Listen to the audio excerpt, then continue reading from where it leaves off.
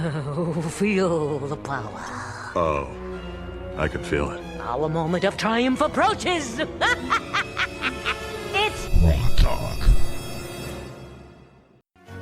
This is a coalition of New Hampshire taxpayers. We're located at 8 North Main in Concord, New Hampshire. This is a repository for all things conservative and municipal. So if you have a problem in your town, your school, your budget committee, the right to know law, and now the top of our list is voter fraud. You have a tip for us, some information for us, you want to join or help us out, cnht.org.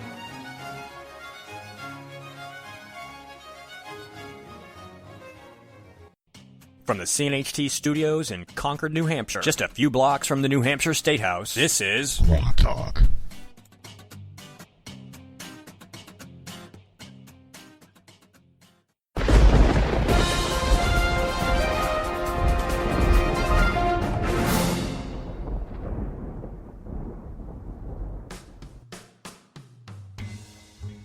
Dan Toohey at the Manchester Union Leader reports that a Clinton supporter and a Sanders supporter sized up the Democrat primary fight while waiting to get into the UNH debate hall Thursday. State Rep Janet G. Wall, a Democrat from Madbury, said she's rooting for Clinton to expand her message to a younger audience, particularly the collegians and millennials, to help her win the nomination in the White House. The future of our country is at stake, she said. State Rep Wayne Burton, a Democrat from Durham, repeated a familiar Sanders line, saying his candidate is the only one not relying on super PAC money. The guy with no super PAC money is going toe-to-toe with the odds-on favorite, he said. That should be encouraging to everyone. Bernie gives us hope that democracy is alive and well. If you look over at GraniteRock.com, our own Skip Murphy reported the wise words of Howard Dean. Frankly, for Bernie to say he doesn't have a super PAC, labor unions are super PACs. Now, there are super PACs that Democrats like, so we don't go after labor unions, but this is a double standard. These are super PACs partially funded by dues taken out of the taxpayer-funded paychecks of union employees who, if right-to-work states are any indication, would rather spend that money on something else. Dan Toohey is also reporting that Donald Trump took a snow day yesterday, canceling an event in Londonderry, New Hampshire on account of the weather. The Trump announcement that he would postpone his Friday appearance in Londonderry claimed airports being closed was a factor. Trump's private plane is kept at LaGuardia Airport, where CNN reported the fixed-base operator remained open as usual. Other flight advisories did indicate some significant delays at LaGuardia. The snowstorm had very little impact at Manchester Boston Regional Airport, which is a short drive to the Lions Club where Trump was to speak. Only 2 flight cancellations at Manchester occurred Friday, and they were not directly attributed to the storm, according to Deputy Airport Director Thomas J. Malfronte. So if the airports weren't closed, then what was the problem? Ted Cruz collected a number of endorsements this week, sort of. Former failed President Jimmy Carter announced that if he had to pick a Republican nominee, he likes Donald Trump better. On the Republican side, former failed presidential candidate Bob Dole, reading chapter and verse from the Rhino National Committee hymnal, said Ted Cruz is not a conservative, he is an extremist. If Cruz were the nominee, we would lose seats in Congress and governor's seats and in state legislatures. Bob Dole is backing Florida Governor Jeb Bush, and if we're being honest, a Bush nomination in a 2-person race would leave tens of millions of Republicans sitting at home on election night just like 2008 and 2012. I'm not entirely sure how well that'll work out for the presidential election, for governor's races, and seats in state legislatures, but I can guess. Dole also criticized the Cruz campaign for spreading misinformation about the Carson campaign the night of the Iowa caucus. The misinformation was actually being spread by CNN as news, not that they would necessarily know the difference.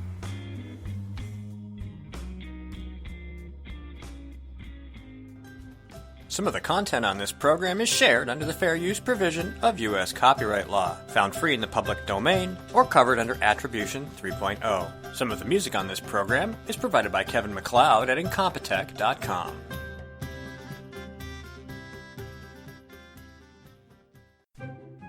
The opinions expressed on this program are those of the speakers and not necessarily those of CNHT, GraniteRock.com, this station, or anyone else for that matter. Warning, this is not a safe space. I repeat, this is not a safe space. Rock Talk. Need more Grok Talk? Well, you can catch new shows Saturday mornings from 9 to 11 a.m. Eastern Time. Miss a show? Not a problem. Past shows are rebroadcast here daily from 9 to 11 a.m. Monday through Friday. Join us for 2 hours of unapologetic conservatism. And we're not just armed with opinions.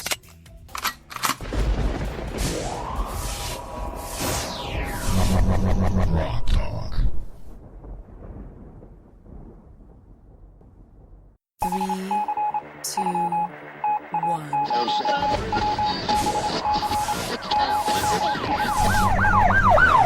We'd like to welcome you to another edition of Grok Talk, brought to you by New Hampshire's leading conservative blog site, GraniteGrok.com. We are your feared extremist, right-wing, hard-charging, gun-toting, opinionated, outspoken, rabble-rousing, letter-writing, radio microphone stomping conservatives and rational libertarians. So get ready for more news and opinion you could only get from GraniteGrok.com. Grok Talk.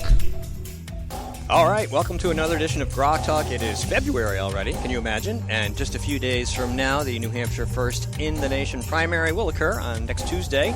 And we'll find out who New Hampshire picks as their preference for the Republican primary candidate. Welcome to the program. I want to let you know who's in the room. First of all, Emily Sandblade's back. We're going to talk about some Republican primary politics. Mike Rogers, of course, and Skip Murphy, who are always here. Later on in the show, Max Abramson will be joining us to talk about Medicaid expansion. From the American Principles Project, Ralph Benko, to talk about the gold standard and, of course, the primary and the Republican candidates and how they're talking about economics. And Lisa Desjardins is here with PBS News Hour, and we welcome her to the program, as well as a couple other folks. And then Alex Roubian from the New Jersey Second Amendment Society will join us. Don't forget, you can listen to this and past programs on Spreaker, Stitcher, iTunes, TuneIn, iHeartRadio, The Rock, NHCR.com, and, of course, GraniteGrok.com. So you forgot Ustream. Ustream right now. But it's not, doesn't Ustream sort of drop the show after a while? Well, that's why we put it on YouTube. I know. Okay, so anyway, we really want to talk to Emily, and we really want to find out what she thinks. So we're going to turn some microphones on and start a conversation here. Last week we talked about Medicaid. We're going to talk about that again in 20 minutes, but you wanted to talk a little bit about presidential politics? Oh, we could talk about the presidential politics. It's what everybody's talking about right now. And Medicaid, or, you know. Please make it stop. Yes. I'm done. It's exhausting. We're all living for Wednesday. I'm taking 2 days vacation, one to participate in the primary process and one to get over it the day after, to get over the hangover. It has been a long... Yeah. How 2 long? years. 2 years. 2 years. I mean, we're all news junkies and political junkies here, but even I'm tired of the 20 calls a day asking for my opinion. Hello, who are you? Thank you, but no. Click. Yeah. That's the funny thing is I haven't been getting any calls, but I'm on the do not call registry, so I've escaped most of that. We like to see who calls. You know, you get the campaigns that call, and you get all these crazy numbers from all these places around the country, Chico, California, and places in Utah and Wisconsin, and we just look at the number and go, them again. You know, they just keep calling us. Well, the only people I've had call were Democrat pollsters. I mean, and very obviously Democrat pollsters, groups that were looking for my opinion on that, and wanting to know if I was going to vote for Hillary or Bernie.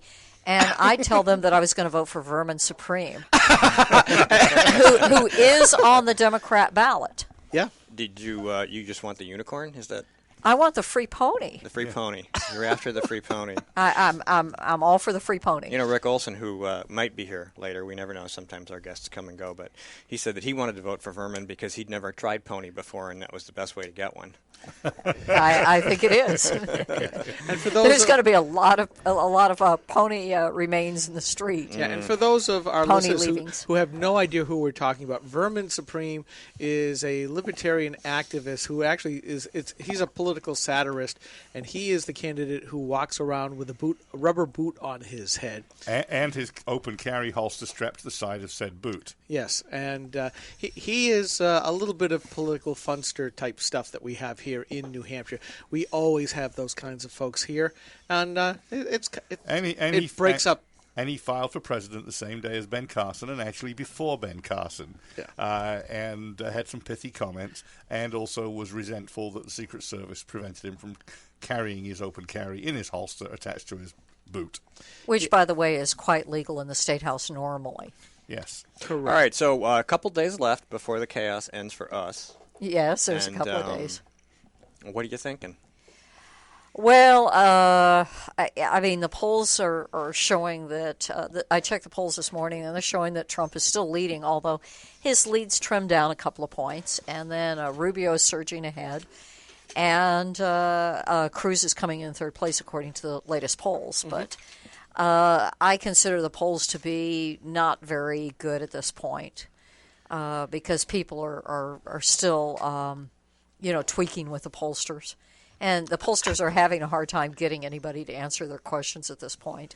Yeah. If you call anybody, I do some polling as part of my business, and if you call anybody up, it's almost impossible to get anybody to respond to a poll at this point. Right. Well, like I said, I'm so tired of being, the 20th, 21st, 22nd call of the day. I don't want to do it anymore. I've got better things to do. And some people don't answer the phone. I don't answer poll calls. Oh, a good many people don't answer the phone at this point. No. So it's very problematic because if you've got a huge majority of your population not answering the phone, and we're talking in the upper 90 percentiles, in that range that don't answer the phone and refuse to participate in a poll, there's actually no way statistically that that poll is a good quality poll. It's a poll of people who answered the phone. It's a poll of people who answered the phone, and you have to assume that they're answering the phone for a reason. Either they don't have a caller ID. Most of the time it's because they don't have a caller ID, and the only people who don't have caller IDs are people who've had the same black phone sitting in their house for 50 years and haven't changed it out. Phones. Yeah, I am not kidding you. I mean, I swear it must be that, and they must be 80 years old. Yeah, they're all 80 years old or better. And they're the only ones who don't have caller ID, and they're answering the phones. And so that you can't expect that to be a fair poll. So either that or they got enough time on their hands to mess with the pollsters, which most of us, frankly, don't. So do you feel like this had an effect on Iowa? I mean, their polls weren't awful, but they weren't very good either. They didn't come out right. No, they clearly didn't. I think they measured attitude fairly well. What they didn't measure was enthusiasm and ground game. And I've read a couple of pieces this week. I read them before Iowa as well, but more pieces saying that Trump doesn't really understand what a ground game is, and therefore hadn't directed his people to put the right boots on the ground in Iowa. Whereas Cruz had done the full Grassley and had over 12,000 folks, volunteers on the ground in the precincts herding the cats for him. No, I think it's a great point because for the last couple of cycles, be it midterm or presidentials, the polling has been awful. I mean, just look at Bratt versus Cantor. Oh, that was fabulous. And, I mean, you look at the turnaround in the polls where Cantor should have been a walk-in, and he got stomped on, and everybody's going, what the heck? And it's getting to the point where the polls can't be done at this point because exactly. Caller ID, perfect example. I don't want to talk to these people. I get a call at the same time every single night, Operations Research.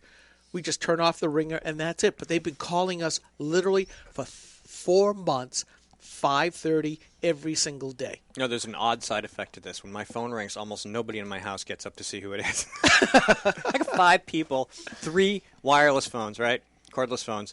Everybody, I hear the phone ringing. There's no phone near me, and I'm like, hello, anybody getting up to see who that is? If the TV's on, the TV will tell you who it is because it just shows up there. But if nobody's watching TV, nobody cares who it is. They're just like, I'm done. I don't care who it is. Well, what it means is it gets skewed to the very old voters, and it gets skewed away from the younger voters or the middle-aged voters. And what they try to do, and pollsters do this all the time, is they try to apply an algebraic correction to the numbers to try and adjust it to give more weight to the middle-aged voters and the younger voters to try and compensate. But I've done one poll fairly recently where our older voters outnumbered everybody else by a factor, and that we're talking over 65, outnumbered everybody else that we were able to get to answer the phone. They outnumbered them by about 5 to 1, which, of course, is extremely biased in that direction. And applying an algebraic correction to that doesn't help you at all. It gives you a really poor quality result. We're almost 65, and we won't touch these damn calls. We'll go look at the candidates ourselves. But the problem is, and I've been putting up all the videos. I got to put up Jesse Waters of Waters World of Fox News. He went to yet another college campus just to ask a simple question. Did you know what happened last week, meaning the Iowa caucuses? Do you know what's going to happen next week, meaning our first in the nation primary?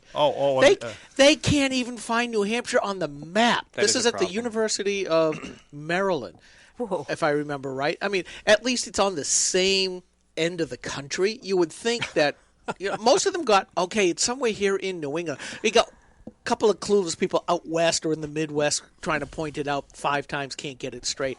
They have no clue. There's another one by Mark Dice I just put up. Oh, he's good. Hillary has just announced that, she's going to hire her economic advisor to be her vice president, Karl Marx. Would you sign this petition to try to help that along? And they go, oh, sure. Most of them have no idea what these political terms, they have no idea the difference between capitalism versus socialism versus communism versus fascism versus communitarianism. I mean, they just have no clue. They have no idea of current events. Frankly, if they're not in your polls, I'm good with that because we're supposed to have an informed electorate. I'm sorry.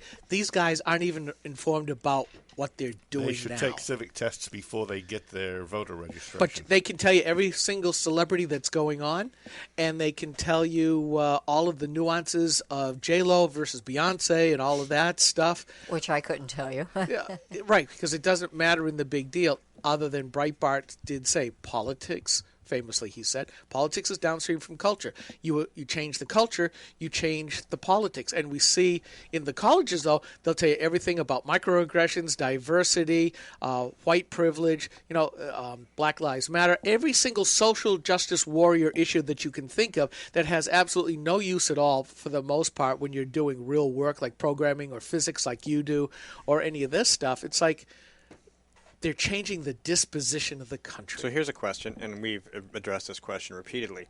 My journey into the land of civics started in the early 2000s, and then around 2008 I started a blog and blah, blah, blah, blah, blah, and here I am.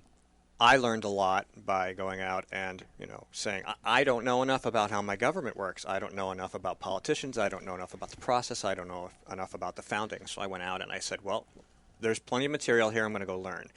Not very many people are going to do that. No. So if we want to solve this problem, or at least approach a solution, what do we do? Yeah, that's a good point. And when I came to this country, I didn't know much about American politics and civics, obviously. But during the period shortly after I came to this country, I traveled all around the world.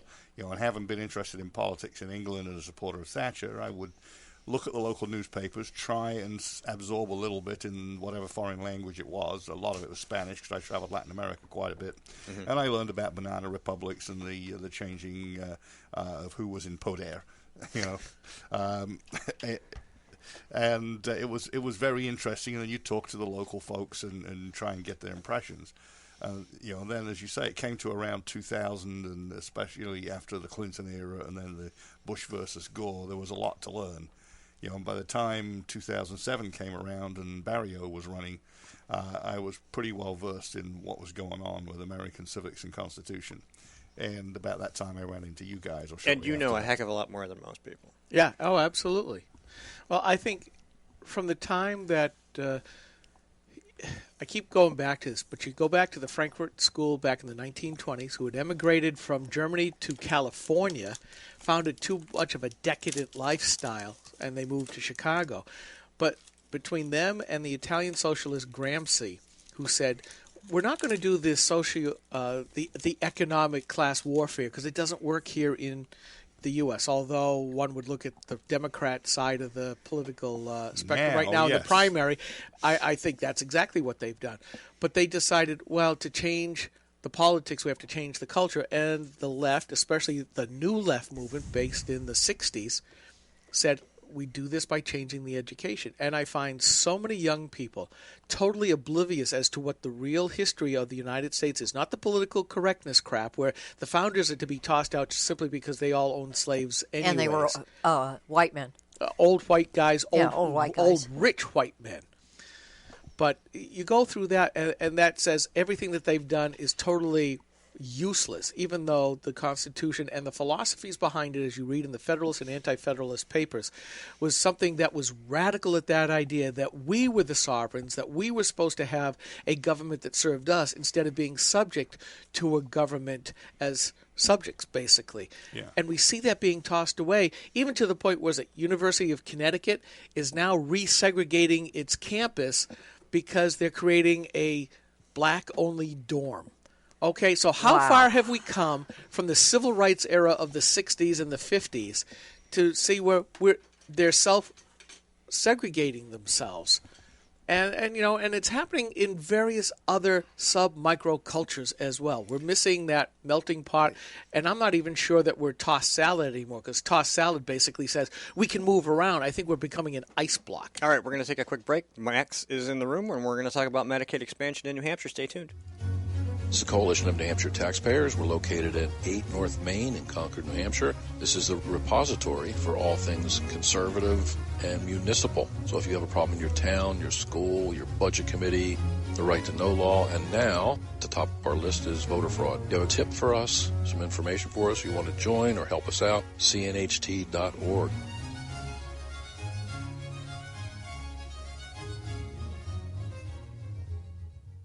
Hi, this is Rich Gerard, host of Gerard at Large in the Morning, the Manchester area's only locally owned, locally operated, focused, and interested, riveting radio show, heard live every Monday through Friday from 6 to 9 on 90.7 FM WLMW New Hampshire Family Radio, and available 24/7 live or archived at gerardatlarge.com. Be sure to tune in.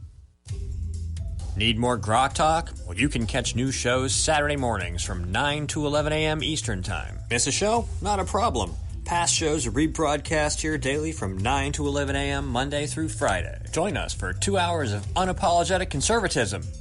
And we're not just armed with opinions.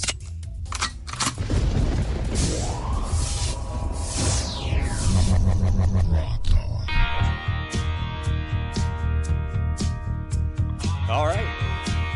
Suddenly I can't hear myself. There we go. Yeah. Welcome back to Grok Talk. That's Bob Seeger. Yeah. Okay. I thought it was Howard Dean. Yeah. Welcome back to Grok Talk, brought to you by, GraniteGrok.com. It is that time of year. And the Coalition of New Hampshire Taxpayers, coming to you live almost every Saturday from 9 to 11 a.m. Eastern Standard Time. Hi, Max. How you doing? Great. Good morning. It's great to be here. Good Hi, morning. Max. All right. Well, Medicaid expansion was supposed to be a temporary deal with a sunset provision. Well, that's how it was originally sold. Every expansion of government is a temporary expansion. That's a good point. Like the taxes in Pennsylvania after the floods. Or World War II withholding. Or the Spanish-American War and the telephone tax, which we just lost a couple of years ago. Yep. All right. So you're a House legislator. You there every week and inside and. So Sean Jasper, probably the biggest crook in Concord, to my take. And that's saying a lot, because there are a lot of crooked really politicians, but there are a lot of people there who are trying to do the right thing, believe in what they're doing. But Sean Jasper sent out an assurance that no one believed that he was not going to back Medicaid expansion. Jasper has used the power of the majority office and the Speaker's office to get rid of 4 different Republican women who wouldn't vote with the Democrats. In 4 different instances, Lori Sanborn, Tammy Simmons, and a couple of others, they voted Republican. They wouldn't support Jasper's 8-cent per gallon gas tax. They wouldn't support his fee increases. They wouldn't support any, one bill. And so he said they're off the reservation. And he'd throw them out of leadership or pull them off their committee. So Jasper, as much as the Democrats like to hold Jasper out to be civil and professional and a really nice guy, he's probably the biggest bully in Concord. I've never seen a politician boast about it. So anyway, long story short, Medicaid expansion. Ted Cruz has been talking about Medicaid expansion, what a bad deal it is. But there's a whole lot more. Didn't he address the New Hampshire House this past week? I didn't see him. Okay, then he talked about it in New Hampshire. I wasn't quite sure. He was at an event, but we put up the video. He's spoken at a number of events now. One in Nashua, one in, I think, Salem, and a few others. He's been speaking against Medicaid expansion. He's been very much against Obamacare and Medicaid expansion in Congress. He has a very good voting record. However, one of the issues that's been missed is the way that this particular bill has been written, and this is the 3rd iteration, and I've read all 3. They all have vague language written in them, so that even though on paper it says that they sunset, they don't really appear to sunset. In other words, there's always some back door where it makes it possible for the program to continue even after the feds pull the funding. Now, I'm not against accepting federal funding, if the feds are going to pay for it.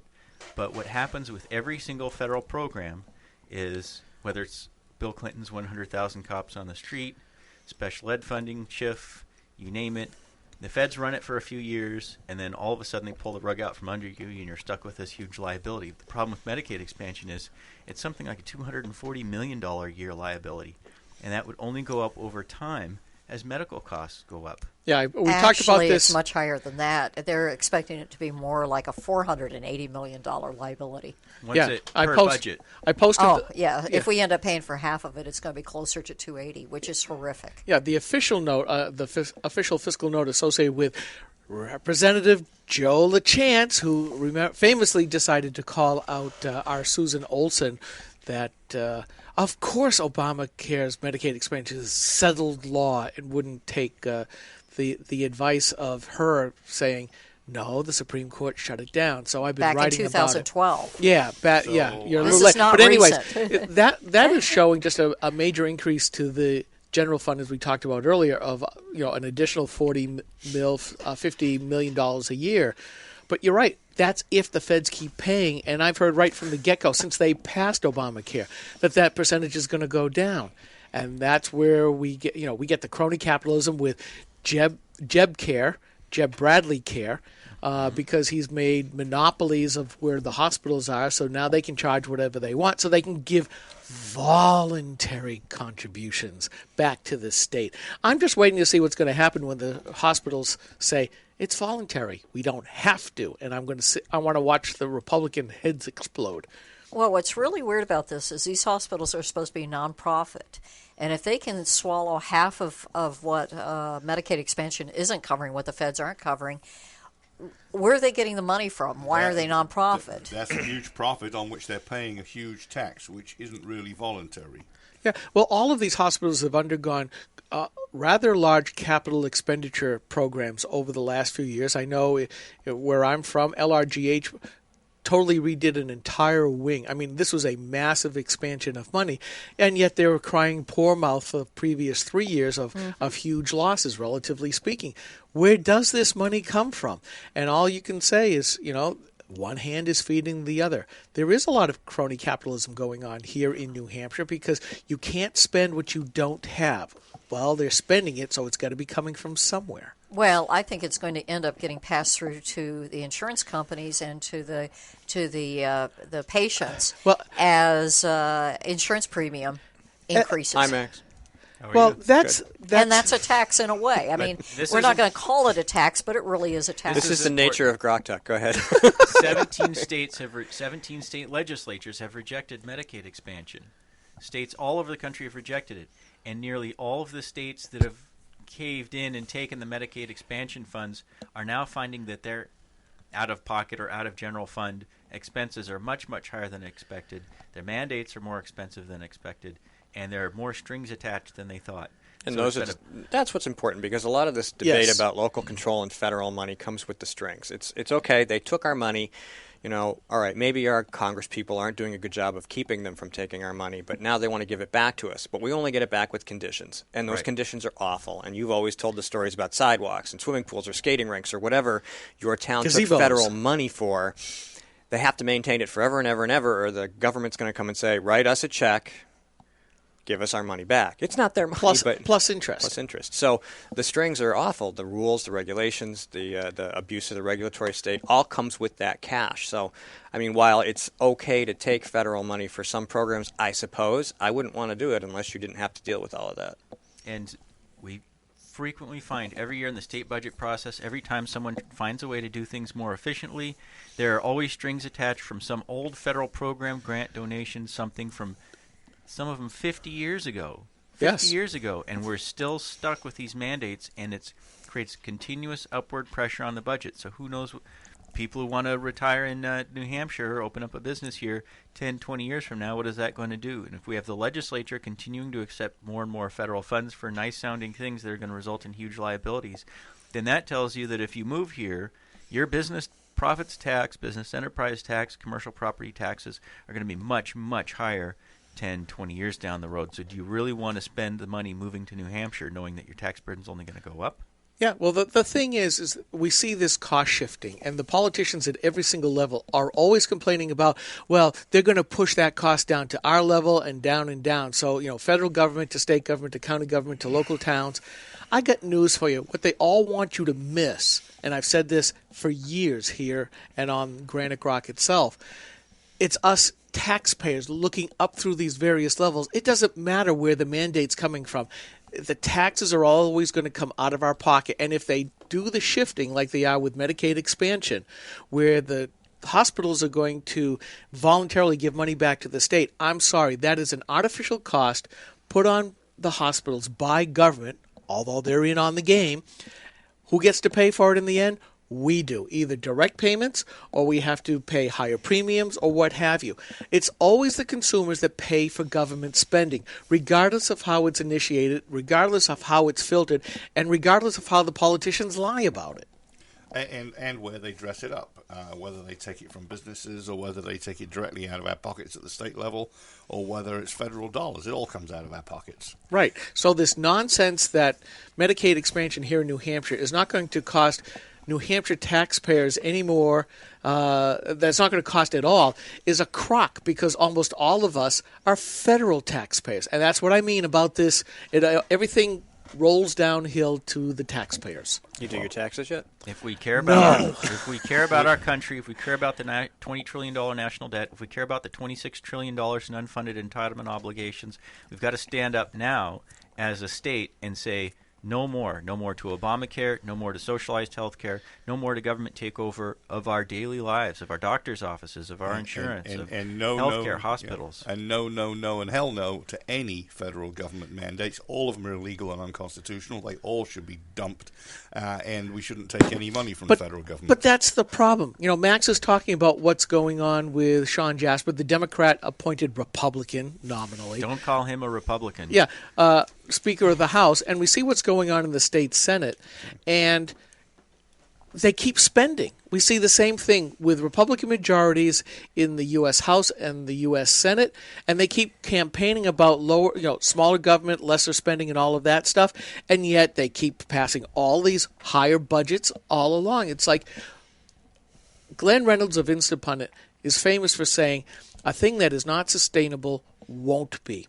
And at some point, now it's officially $19 trillion in debt. The interest payment is going to go up. It is going to swallow the government, and it will stop at some point. The problem is far more people will get hurt then than if they started slowing the spending down now. But they're not going to do it. The view from the grassroots, which is not very far from where you're sitting in the House, is that there's this pretty much Medicaid expansion thing is a juggernaut that nobody can stop. Is that true, or are we stuck with this? Do you think there's anywhere in the legislative process where this will get holed up? The only place where it can be stopped is in the State House. It's coming up for a vote. Was it Wednesday or Thursday? Next Wednesday.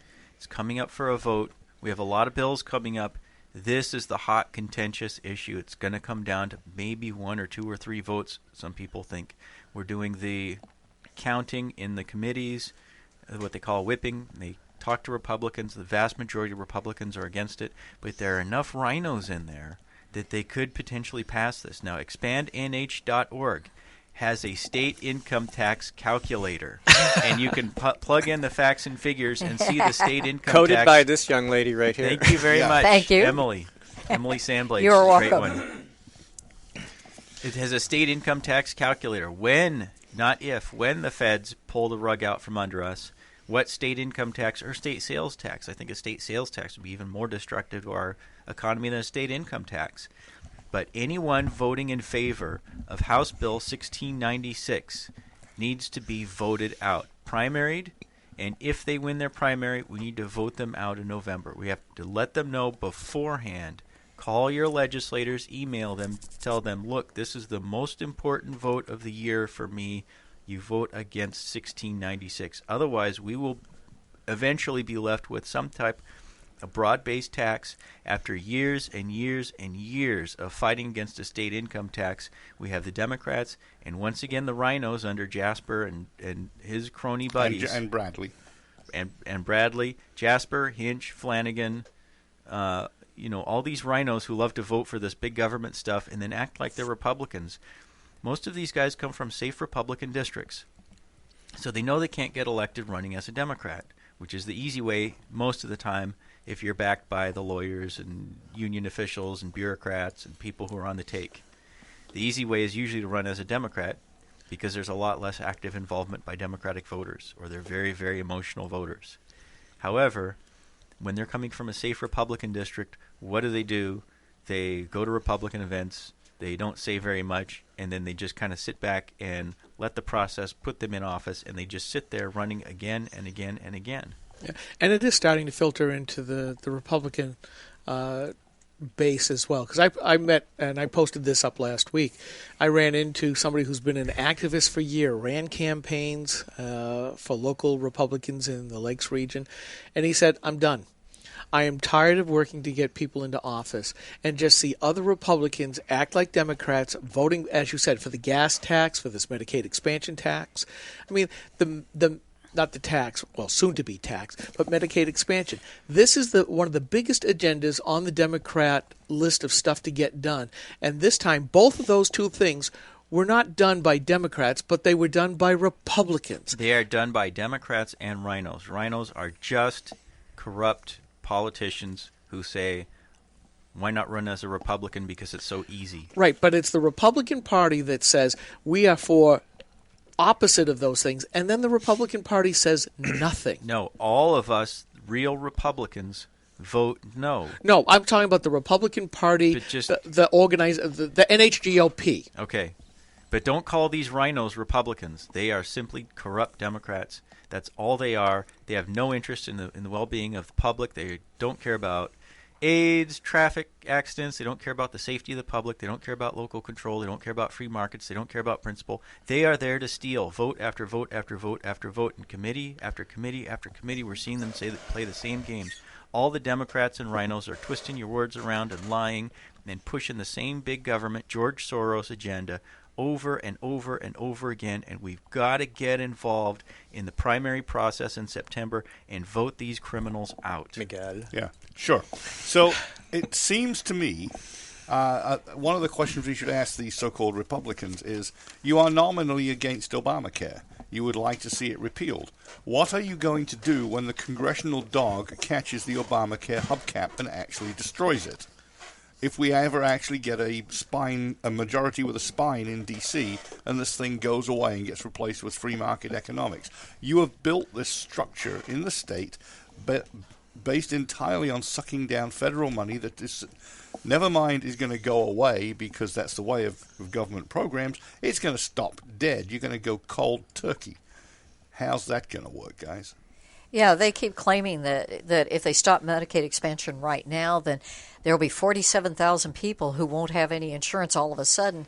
And the question is they're expecting it to expand to 58,000 people in the next 2 years. And then when Medicaid expansion fails, you're going to have 58,000 people that you have to deal with their insurance issues. Right, so 10% of the New Hampshire electorate is going to be chained by the ankles to state government. Yes, and it's like an addicting drug. I mean, the first sample is free, and that's pretty much what the pattern has been. All right, we're going to call Ralph Benko from the American Principles Project. I'm having a problem with my poop sounds today, and we're going to talk about the gold standard and a little bit more presidential politics in relation to monetary policy. So everybody hang in there, and we will be right back after I push these buttons.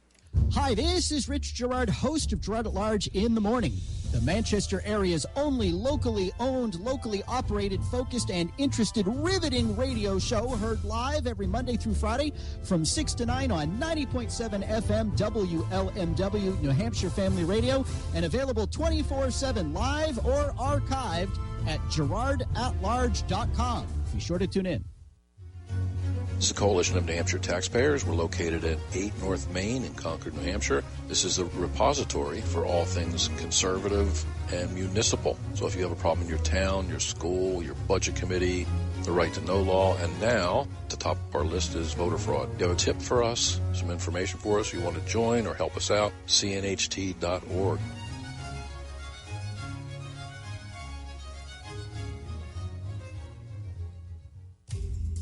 Need more Grok Talk? Well, you can catch new shows Saturday mornings from 9 to 11 a.m. Eastern Time. Miss a show? Not a problem. Past shows are rebroadcast here daily from 9 to 11 a.m. Monday through Friday. Join us for 2 hours of unapologetic conservatism. And we're not just armed with opinions.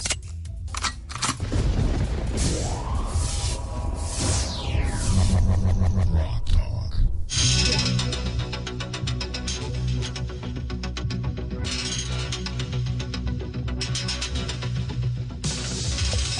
All right, welcome back to Grok Talk. Again, brought to you by the Coalition of New Hampshire Taxpayers and the bloggers at GraniteGrok.com. Visit us at GraniteGrok.com. Visit them at cnht.org. And don't forget to check out this and past programs on Spreaker, Stitcher, iTunes, TuneIn, iHeart, and GraniteGrok.com.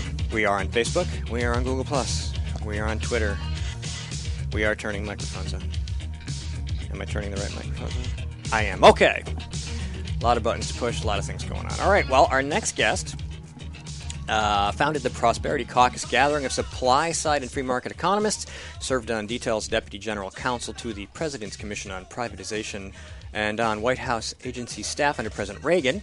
He's a weekly columnist and a senior advisor to the American Principles Project. There's that pl sound again. Please welcome to the program, Mr. Ralph Benko. Good morning. Good morning. Hi. Good morning, New Hampshire. Good morning. Where are you calling us from? Hello? Can you hear me? I can hear you, yeah. Can you hear me? Hello? Hello? You've got Emily's microphone too. I do, yeah. Hang on a second. Let me turn off some mics here. Ralph, Okay. Ralph, can you hear me? I can hear you now. Okay, good. Alrighty. So, let's talk about economics and the gold standard, shall we? Well, actually, I want to talk about the presidential campaign, but if you insist... Well, let's combine those two things. Let's talk about the presidential campaign related to that economics, because I think that's really what we want to talk about. Yeah, we want to talk about prosperity, we want to talk about economic growth, and we want to talk about where the candidates stand on that. Sorry, I'm still having some problems with my audio. All right, so... I'm not hearing you. Can you hear me at all? Can you hear me now? I can hear you now. Okay. My problem is the phone connection is looping funny, so I'm going to be doing a little gymnastics to make this work. But you recently wrote that Senator Cruz has propelled the gold standard out of a long political hibernation and into the 2016 presidential campaign. Donald Trump, Ben Carson, Senator Rand Paul, and Mike Huckabee have spoken sympathetically about it. GOP voters do seem, at the very least, supportive of the gold standard. What do we need to do to get this in front of people more? Well, Ted Cruz is campaigning on the gold standard. Donald Trump is, called for Janet Yellen to raise interest rates, and in the next breath he said that would cause a recession/depression. So I'm, concerned that the leading presidential candidate would be calling for something that he himself said would cause a, recession/depression. Go ahead. Question? Yeah. Mike? No. You don't have a question? You don't have a question for Ralph Benko? Well, not right away. Okay, so yes, I mean that right there is an obvious Donald Trump Sorry. is not irrelevant. If you think your listeners would want to hear it. Oh, I think they do. Okay, well, I have an unfair advantage. I was born in Queens, New York, just like Donald Trump, and so I have a special insight into this man. And other famous Queensians, were Archie Bunker and the King of Queens, husband and wife, and an eccentric father-in-law. So what you're experiencing, the love you're experiencing for Trump up there in New Hampshire is straight up love for us galoots from Queens. And, we're feeling really loved, and I'm really happy about that. I listen to Trump's speeches whenever I can because he goes on and on about how much he loves me, and I feel really loved. And I love him back. But, there's an old saying, never hand a loaded pistol to a child. Now, I'm a good Second Amendment, staunch advocate of gun rights, but nevertheless, there's a lot of wisdom in the old saying, never hand a loaded pistol to a little kid. So you've got Donald Trump out there plan that was scored by the Tax Foundation as a $10 trillion deficit monster. That would raise the deficit more than, say, Barack Obama had. And you have, Donald Trump out there lipping Janet Yellen to raise interest rates, which he then says would cause a recession/depression. So I don't know if your listeners in New Hampshire understand the fact that the presidency of the United States is the most powerful office in the world. And so if you give it to a loving and beloved character from Queens like Donald Trump, you're putting a pistol into the hands, loaded pistol into the hands of a child. So meanwhile, you have very responsible candidates like Ted Cruz and like Marco Rubio, both of whom have very interesting tax plans. Tax Foundation scored the Cruz plan as a tax cut for all of us immediately, and it would grow the economy 14% over 10 years over baseline. And by the way, just for your socialist listeners, Bernie Sanders' tax plan was scored as a $10 trillion tax increase that would raise all of our taxes, all of us working people that he loves. It would give us all a tax increase of around 10%, and it would shrink the economy by 10%. We're talking Great Depression levels here. So you got Cruz, who's been scored as a 14% increase and a tax cut for everyone immediately, versus and almost deficit neutral versus Trump's tax plan. And you've got Cruz calling for the gold standard, which I'm real happy to talk about because it's got a very distinguished pedigree. And you've got Trump calling for a policy that he himself says would cause a recession/depression. So I want you guys in New Hampshire to think about dating Donald, but marrying Ted or Marco. Okay. Hey, Ralph, this is Skip again, and I wasn't quite aware of the Trump numbers. I was quite clear on the Sanders numbers. I've seen the deficit that he'd bring upon us by $13 trillion as far as new spending, and you're absolutely right. But to them, it's not a big deal because they're the Democrats, or I'm just going to call them plain socialists, because that's what the Democrat Party has now become. They absolutely believe that all the money belongs to them, and they're just reallocating it back to us. They are always saying that we are a wealthy nation. Of course, you point to the $19 trillion and say, hey, we can take care of that. We can pay that credit card as we go along.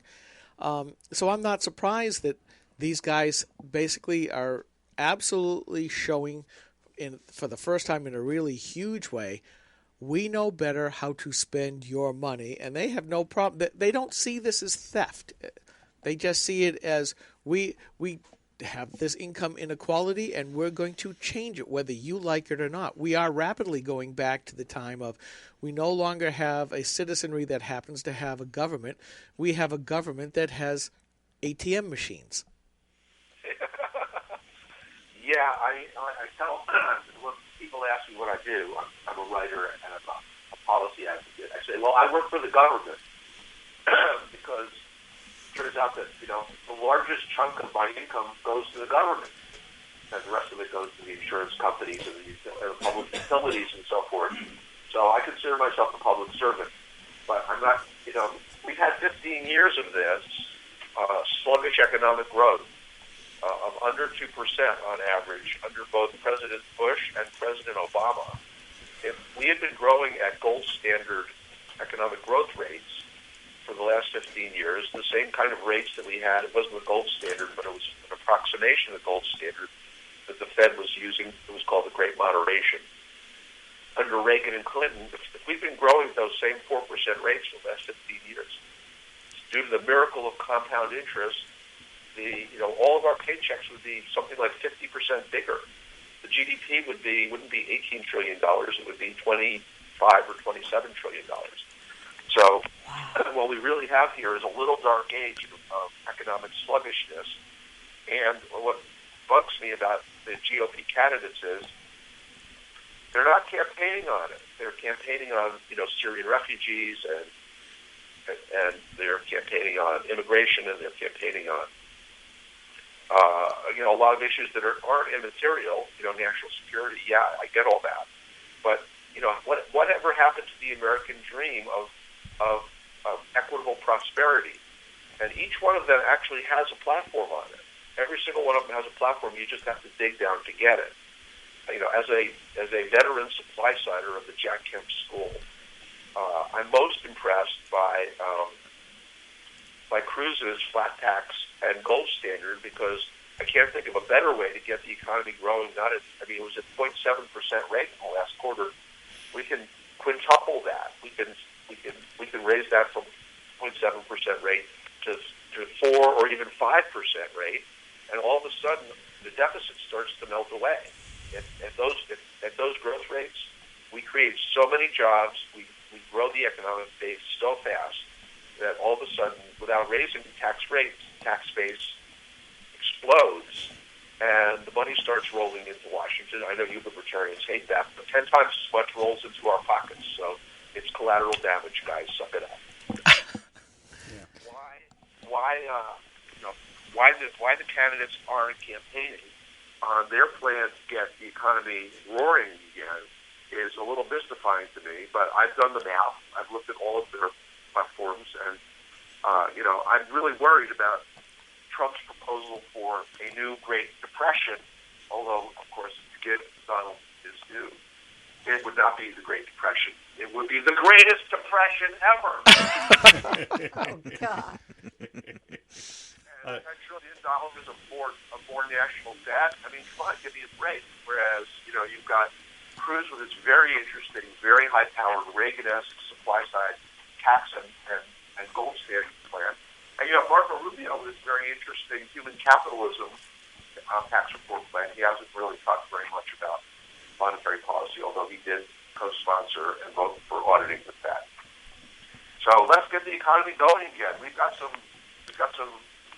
have choices to make, and I'm hoping that your listeners will go to Graphic Rock, where I posted a column, where you guys posted a blog for me, thank you very much, yesterday or the day before, that digs down into the actual platforms of the Republican candidates to see what they have to say about restoring our paychecks.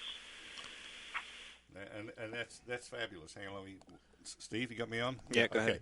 So Ralph, there's a couple of things here.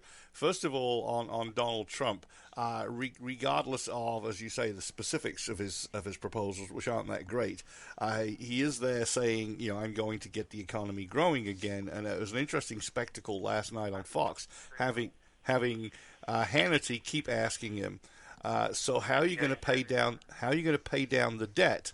And totally overlooking the fact that if the economy grows, you're going to pay it down. Like a Zen monk in a monastery, listening to the silence.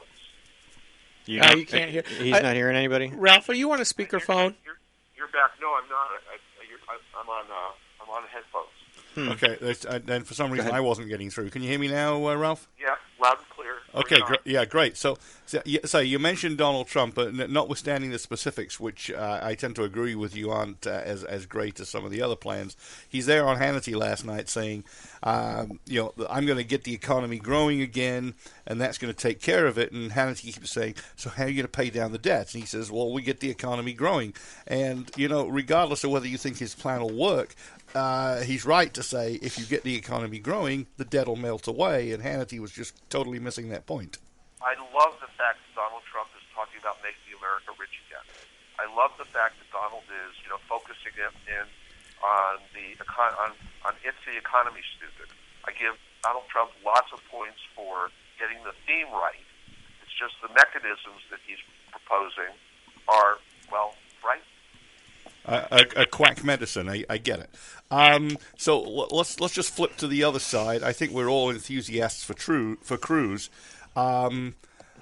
I see his tax plan as a combination of personal flat tax and almost a fair tax enacted through the business taxation. Opponents, of course, declare it to be a VAT. How do you weigh in on the VAT/business tax/fair tax kind of components of the Cruz tax plan? Well, actually, Steve Moore in today's town hall at townhall.com, who was one of the co-architects, Steve Moore with Heritage Foundation and the Committee to Unleash Prosperity, was the co-architect of both the Cruz and the Paul flat taxes. And he pretty much disposes of all of the, overblown concern about the business transfer tax side, which, by the way, would be great for American exporters as well, without getting us enmeshed in a trade war, which was, Donald Trump's third major weapon of economic mass destruction, with his proposal of these massive punishing tariffs that are just the kind of thing that also contributed to the Great Depression. So I think that the Cruz 10% flat tax with a big exemption, or personal exemption for a family of four, wouldn't pay anything on the first $36,000 of their income, and that means that somebody who's making a family of four making $72,000 would be paying an effective rate of 5%, and the payroll tax is repealed is powerful, and to bring in the necessary money to keep this from being a deficit bomb, the business transfer tax, as currently configured, is a very sound way to do that, and to give us all a tax cut, and to get the economy roaring again. This is Representative Max Abramson. I've always hated just the idea of the VAT tax. Nevertheless, economists all over the world have looked at every type of broad-based tax, a way to generate large amounts of revenue to pay for a national government. And the least overall harm is a type of VAT tax that's based on a system of invoices, rebates, and credits. It's self-enforcing. You don't need an IRS to collect it. It's the lowest administrative costs. And because it's based on a broader base and there's less tax evasion and avoidance, you end up needing something like a 40 to 50% lower rate to collect the same amount of revenue. It does less economic damage. It's more export-friendly. And nearly every country in the world now uses some type of national consumption tax or VAT tax. It's only the U.S. and a few other countries that are still using production taxes or income taxes. Thank you. Perfectly stated. So, I've looked at these things, Ralph, as Mike, and I say the way I see it is his business tax looks a lot like a fair tax, except it doesn't have all the complexities and the prebates. Yeah, I'm with you on that. That's a fair. I don't want to go technical on you, but let me just say that's a very fair analogy. Sorry, we were having a private conversation. I apologize. We were almost out of time. Ralph? I just want to read one quick thing here that just came up. Hurry up. Yes, I shall. There's up at Instapundit. Faster. Never mind. Heartbreak, Other than heartbreak. Sanders was the proofreader for Karl Marx's manifesto. Oh, there you go. Yeah. Old enough. He's so old. All right, Ralph. Excuse me. Ralph, we got to go. We're up against a hard break. How can people reach you? Read what you write. I hear you, and now I don't hear you. Thank you for having me on. All right. Thanks so much for coming on the show, sir. You can hear me. Yes, we can. Get him, Tiger. Yes, we can. Thank you. All righty. Oh, we got a lot of things going on. Sometimes the phone doesn't work as well as we'd like. Sometimes it does. That's just the nature of the problem. Maybe someday we'll have that fixed. You don't have to. Who are you calling now? That's not for another 40 minutes, sir. Whenever you give people the 2-minute talk. You want to put that on and talk, or you want? Huh? Oh, what? Yeah, we're still on the air. Well, mostly. We're almost off the air. Okay. Okay, you got about. Nope, we're off the air. See ya. This is a coalition of New Hampshire taxpayers. We're located at 8 North Main in Concord, New Hampshire. This is a repository for all things conservative and municipal. So if you have a problem in your town, your school, your budget committee, the right to know law, and now at the top of our list is voter fraud. You have a tip for us, some information for us, you want to join or help us out, cnht.org.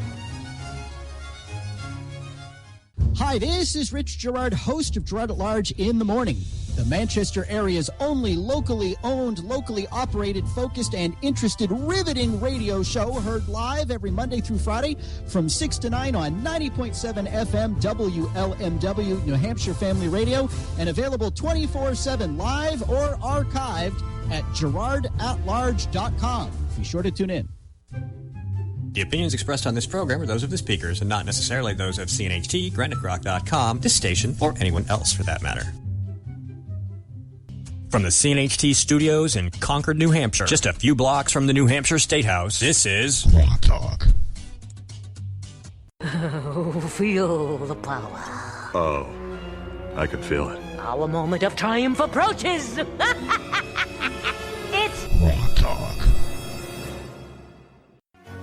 This is the Coalition of New Hampshire Taxpayers. We're located at 8 North Main in Concord, New Hampshire. This is the repository for all things conservative and municipal. So if you have a problem in your town, your school, your budget committee, the right to know law, and now, at the top of our list is voter fraud. You have a tip for us, some information for us, you want to join or help us out, cnht.org.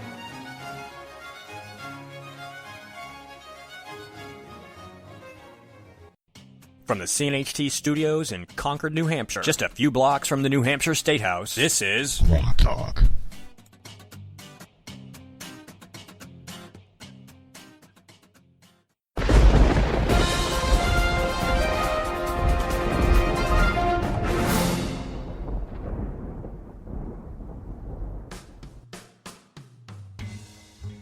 Dan Toohey at the Manchester Union Leader reports that a Clinton supporter and a Sanders supporter sized up the Democrat primary fight while waiting to get into the UNH debate hall Thursday.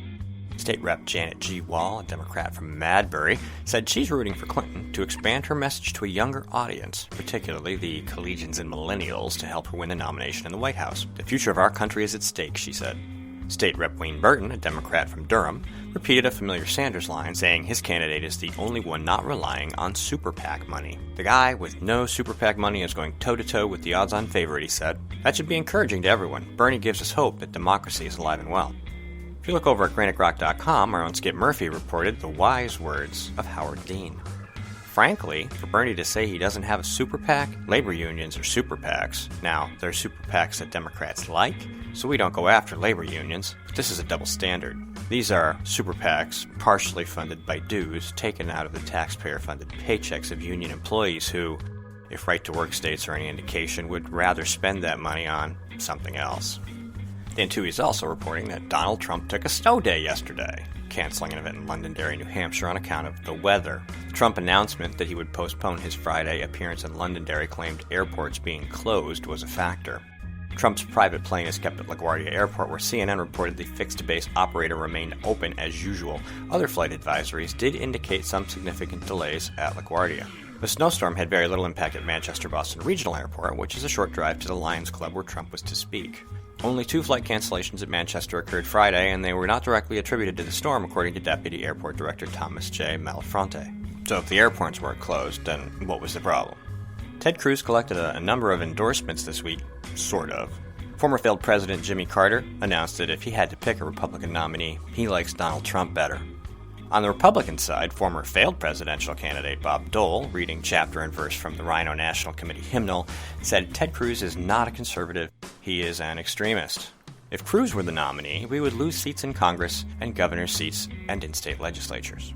Bob Dole is backing Florida Governor Jeb Bush, and if we're being honest, a Bush nomination in a 2-person race would leave tens of millions of Republicans sitting at home on election night just like 2008 and 2012. I'm not entirely sure how well that'll work out for the presidential election, for governor's races, and seats in state legislatures, but I can guess. Dole also criticized the Cruz campaign for spreading misinformation about the Carson campaign the night of the Iowa caucus. The misinformation was actually being spread by CNN as news, not that they would necessarily know the difference.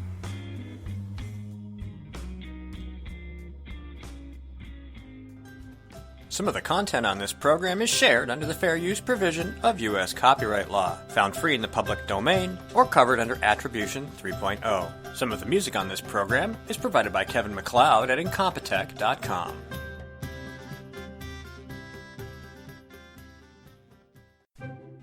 The opinions expressed on this program are those of the speakers and not necessarily those of CNHT, GraniteRock.com, this station, or anyone else for that matter. Warning, this is not a safe space. I repeat, this is not a safe space. Rock Talk.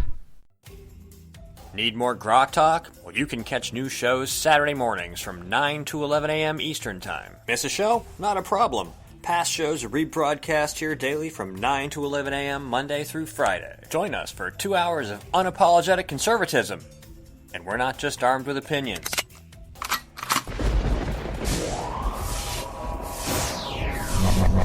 Rock Talk. 3, 2, 1.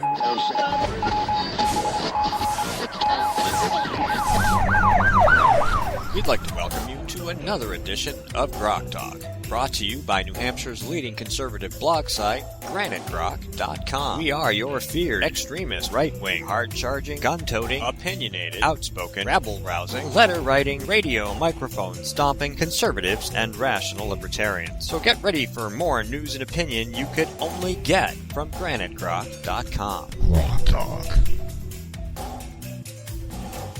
All right, you have to bear with us. We're having streaming issues. This is what happens when you don't have a real studio and you have to use the internet other people let you use. Welcome to Grok Talk. I'm Steve McDonald, and we are, as always, brought to you by the Coalition of New Hampshire Taxpayers and the bloggers at GraniteGrok.com. Check us out on Spreaker, Stitcher, iTunes, TuneIn, iHeart, and on the Rock, NHCR.com. And, of course, GraniteGrok.com, where you may or may not be listening to our stream, depending on whether or not the internet's working or not. But that's just one of the burdens that we're forced to deal with here. So, let me turn you back up. Are you good? Reboot. All right. Well, hey, reboot. Good deal. All right. Show continues. This is different. We don't usually have journalists in the studio with us, but today we do. Our next guest is a political reporter and editor for PBS News Hour. She has been a senior correspondent on Capitol Hill with CNN, a political and state house reporter with South Carolina local television, a freelance reporter. Lisa Desjardins is with us today. Hi, how you doing? Hello, I'm so happy to be here. Oh, we're glad to have you. Yeah. We're happy to have you. So, before we started the show, we were talking about events and coverage, and obviously you're a political reporter for PBS News Hour. You do this all year long. Yeah. How do you do that? I mean, people ask me at work because they know that I'm a blogger and that I do this as a hobby. How can you stand it? It's always so depressing, or it's always this or that. And I'm like, I don't know, after a while you just kind of get used to it. Is that... I guess so. Well, I grew up in politics. I grew up in phone banks and going door to door. And I unfortunately was partial to a lot of sort of dirty tricks going on. And that made me want to become a journalist. But I think the good things that I saw in politics growing up made me want to cover it. Seeing the people that were able to break through and actually really that cared about what they were doing. I think that keeps you going. But I got to admit, even for someone like me who loves policy, I love covering Congress. I think even small things there can be very important. We miss a lot of the small stories that are very big. But even for me, the last few years have been tough. The last few years have been I've seen a lot of reporters just leave Capitol Hill because they don't think there's much meaning there. They don't think there's a lot of point to covering it. I still disagree, but it can be tough. Well, when we sit down later, that's really part of that whole debate that you've been asking about, the debate between the grassroots and the Republican Party, and I think it's probably the same on the Democrat side, and it really comes down to what we like to talk about as local control, and that would pretty much be the focus of the debate. Who is in government who is protecting local control? I mean, we had a revolution because our problem was local control. We had a distant monarch who was, the perception was everything was very arbitrary. Well, it kind of feels that way now. And you have gentlemen like David, the fisherman we had on a couple weeks ago. He's just trying to fish for a living. Yeah. And he's got this regulatory state that's coming down on him that's going to crush his business. And everybody's like, oh, that's awful, that's awful. But yet, how did we get there from wherever? People don't seem to understand that it's a local control issue. Yeah, over and over again, people have thought, well, there ought to be a law against whatever, and they think it's okay for government to interfere in somebody else's business, and before they know it, everybody's interfering in everybody's business through government. Right, and it's a really interesting mix on the Hill right now, on Capitol Hill, where you have a lot of people who say they don't want to interfere in government, but then yet sometimes you see the bills they pass, and I don't have a political stance. I sort of question both parties, but I think I've definitely noticed, I know this show has noticed, that in the past year, there have been a lot of Republicans who say we're really worried about the national debt. We don't want more spending, but we saw a lot of spending get passed by those Republicans. And the manner in which they did it. They did it in an omnibus bill. They say, well, we can't do this anymore. We need to break these out and do it by committee and do it by, department. And then they throw it all together. Well, we have to do this next time. Yeah. It's always next time. It's the same thing with Medicaid expansion in New Hampshire. Yeah, they're just we have to pass this, but next time, and then we're at next time, and they're going to extend it again. Right. It's just. Or I love what you were saying about the sunsetting is not really sunsetting. That was really interesting. Yeah. On Medicaid expansion. Yeah. They keep promising us that, and then we see what actually happens, and they just kick the can down the road and kick the can down the road. Yeah, they said we'll take this federal money temporarily because it's the best deal, and we'll let it sunset. And then, of course, oh no, they wouldn't let it sunset. And before long, we'll be on the hook for a huge amount of money, as calculated by Emily. I got a question. Okay, yeah. Because you said you followed the little stories. It came out early this week, and I have yet to put it up. And it might have been Henserling or one of the folks from the Freedom Caucus that said we have to study on after decades of Congress abdicating its power. Now they're starting to say we need to rectify that. And they want to either put a study committee together to say, how does Congress take back its power? And I'm thinking, you nitwits, either that or you're playing us for fools, because you could have done that with the omnibus and just say, we're going to use the power of the purse. But you see the Republicans, and for those listening to the show on the podcast and streaming, the Republicans say we're always those for lesser government, less expensive government, yet they're just spending more than what they did before. Now they recognize that there's a problem, that Congress has now decided that, hey, we got to take back our power. Do you get that kind of a sense? I think Republicans have wanted to take back congressional power. I think to some Democrats too. I think when there's a Republican, if there's a Republican president and there's Democrats in the Senate, they'll suddenly want to take back congressional power too. But I think that what's happening now, just my quick take on not really knowing exactly what Henserling or whoever it was said, is that they realize that voters are not just angry, but voters are more and more taking action. And I think they need to be doing something. So this is something they think they can do, but probably doesn't have any teeth, right? It's a study. But I think they're trying to look like they're doing more. Whether they're doing more or not, we'll have to see. But they're trying to look like they're doing more, at least. And I think you just hit it. They're trying to look like it, because we've all been saying out here, if you read the Founding Fathers' writings, one of the most abiding things about the separation of powers was that each branch would jealously, and they use that word specifically, jealously guard their privileges and power. And yet we've seen from being, instead of branch to branch to branch, we're seeing it more party to party. Well, that's right. And they throw away that stuff in the middle that says, this is what our fiefdom is supposed to be, don't you dare breach it. And saying, well, if the Democrats in power, the Democrats in Congress, Senate and House, will support whatever they're doing, regardless of whether it's constitutional. Republicans were guilty of that in the latter stages of George Bush's term as well. And I'm thinking, if the founders could see this now, they'd be grabbing their own assault weapons at this point. The modern sporting rifle or whatever you want to call it, and say, enough of this, off with your heads, because you've screwed it up. And do you get that sense from these nitwits? Right. But it's interesting where you say one party or the other will oppose and try and take back power from the president, but that's a small part of the problem. The big part of the problem, dating back to at least the 1960s, is Congress passing bills that devolve most of the actual lawmaking, otherwise called rulemaking, to the agencies which they've created, because then their personal fingerprints are not on the bad stuff that happens. The only way to take this power back is to aggressively defund agencies and shrink their missions. Yeah. You've seen Republicans certainly start some lawsuits. They'll take forever, but they are starting to sue over whether agencies can regulate in ways that they think Congress did not intend them to. That's nuts. That's nuts. I'm not arguing either way. Yeah, but they don't need to do that. Yeah. By going but through, you're saying that defunding is the way to go. Yeah. By going through lawsuits, they're basically saying, let's put on a good kabuki theater dog and pony show. They're not doing the job that they're sent there to do.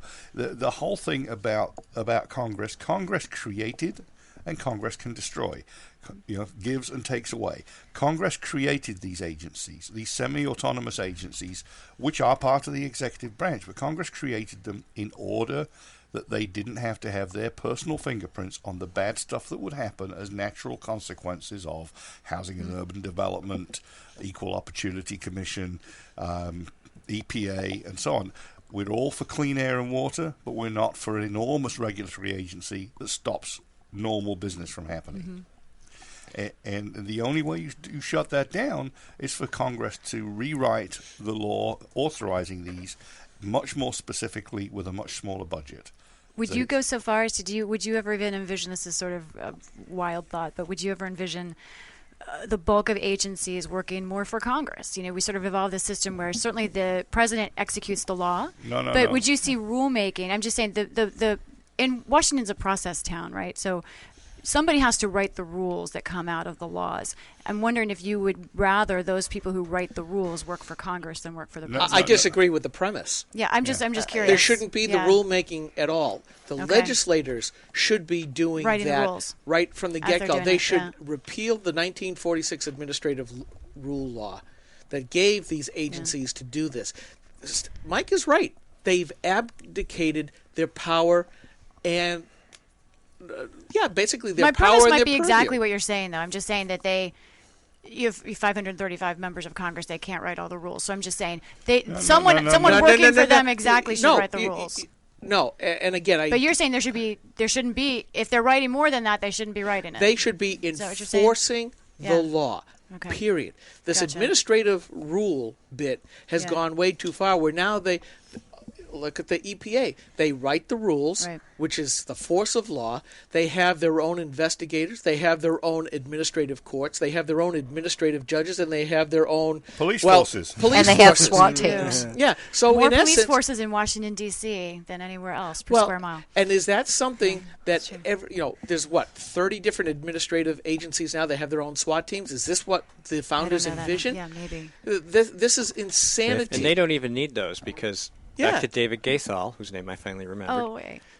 He's just a guy fishing. There are over 50 federal agencies with SWAT teams, and they have now become, I did some research on this, they've now become a status symbol. You're not a real federal agency unless IRS, Bureau of Land Management. Do you guys have a SWAT team? No. Okay. Well, you we guys are. Do you know what our tagline is? We are the safest podcast here in New Hampshire, and we are armed with more than just opinions. See? That's and great. we are. You are That's safe great. here. But to David Gaithal, they don't. NOAA doesn't need a SWAT team to crush him, to take him out of business, to take him off the board. They just need regulations. They have a SWAT team. They use the Coast Guard to enforce these laws. But again, it's the regulatory rock that's gotten so huge that in every congressperson in New England, Democrat or Republican, is like, this is awful. Why does the EPA need SWAT teams? Why are there fish and wildlife agencies that need SWAT teams? Why are they charging this way? Yeah. Why are they breaking into a beaver dam with a SWAT team? Why are they doing this? Why are they going into a log cabin somewhere?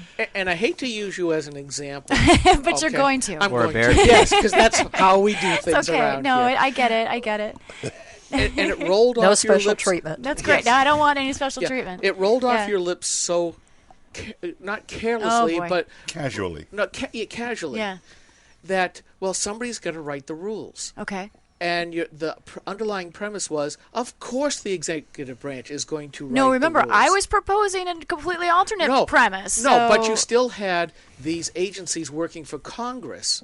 And still Well, I wasn't writing... suggesting they need to be agencies. I was just saying, I was trying to ask who is it that puts pen to paper? Should it be someone working for Congress? What does the Constitution say? You know. Who is supposed to do the legislating? All laws shall. But there's a legislative versus who executes, who legislates. This is exactly what I'm getting at. So what I'm trying to get is to feel what you guys would do.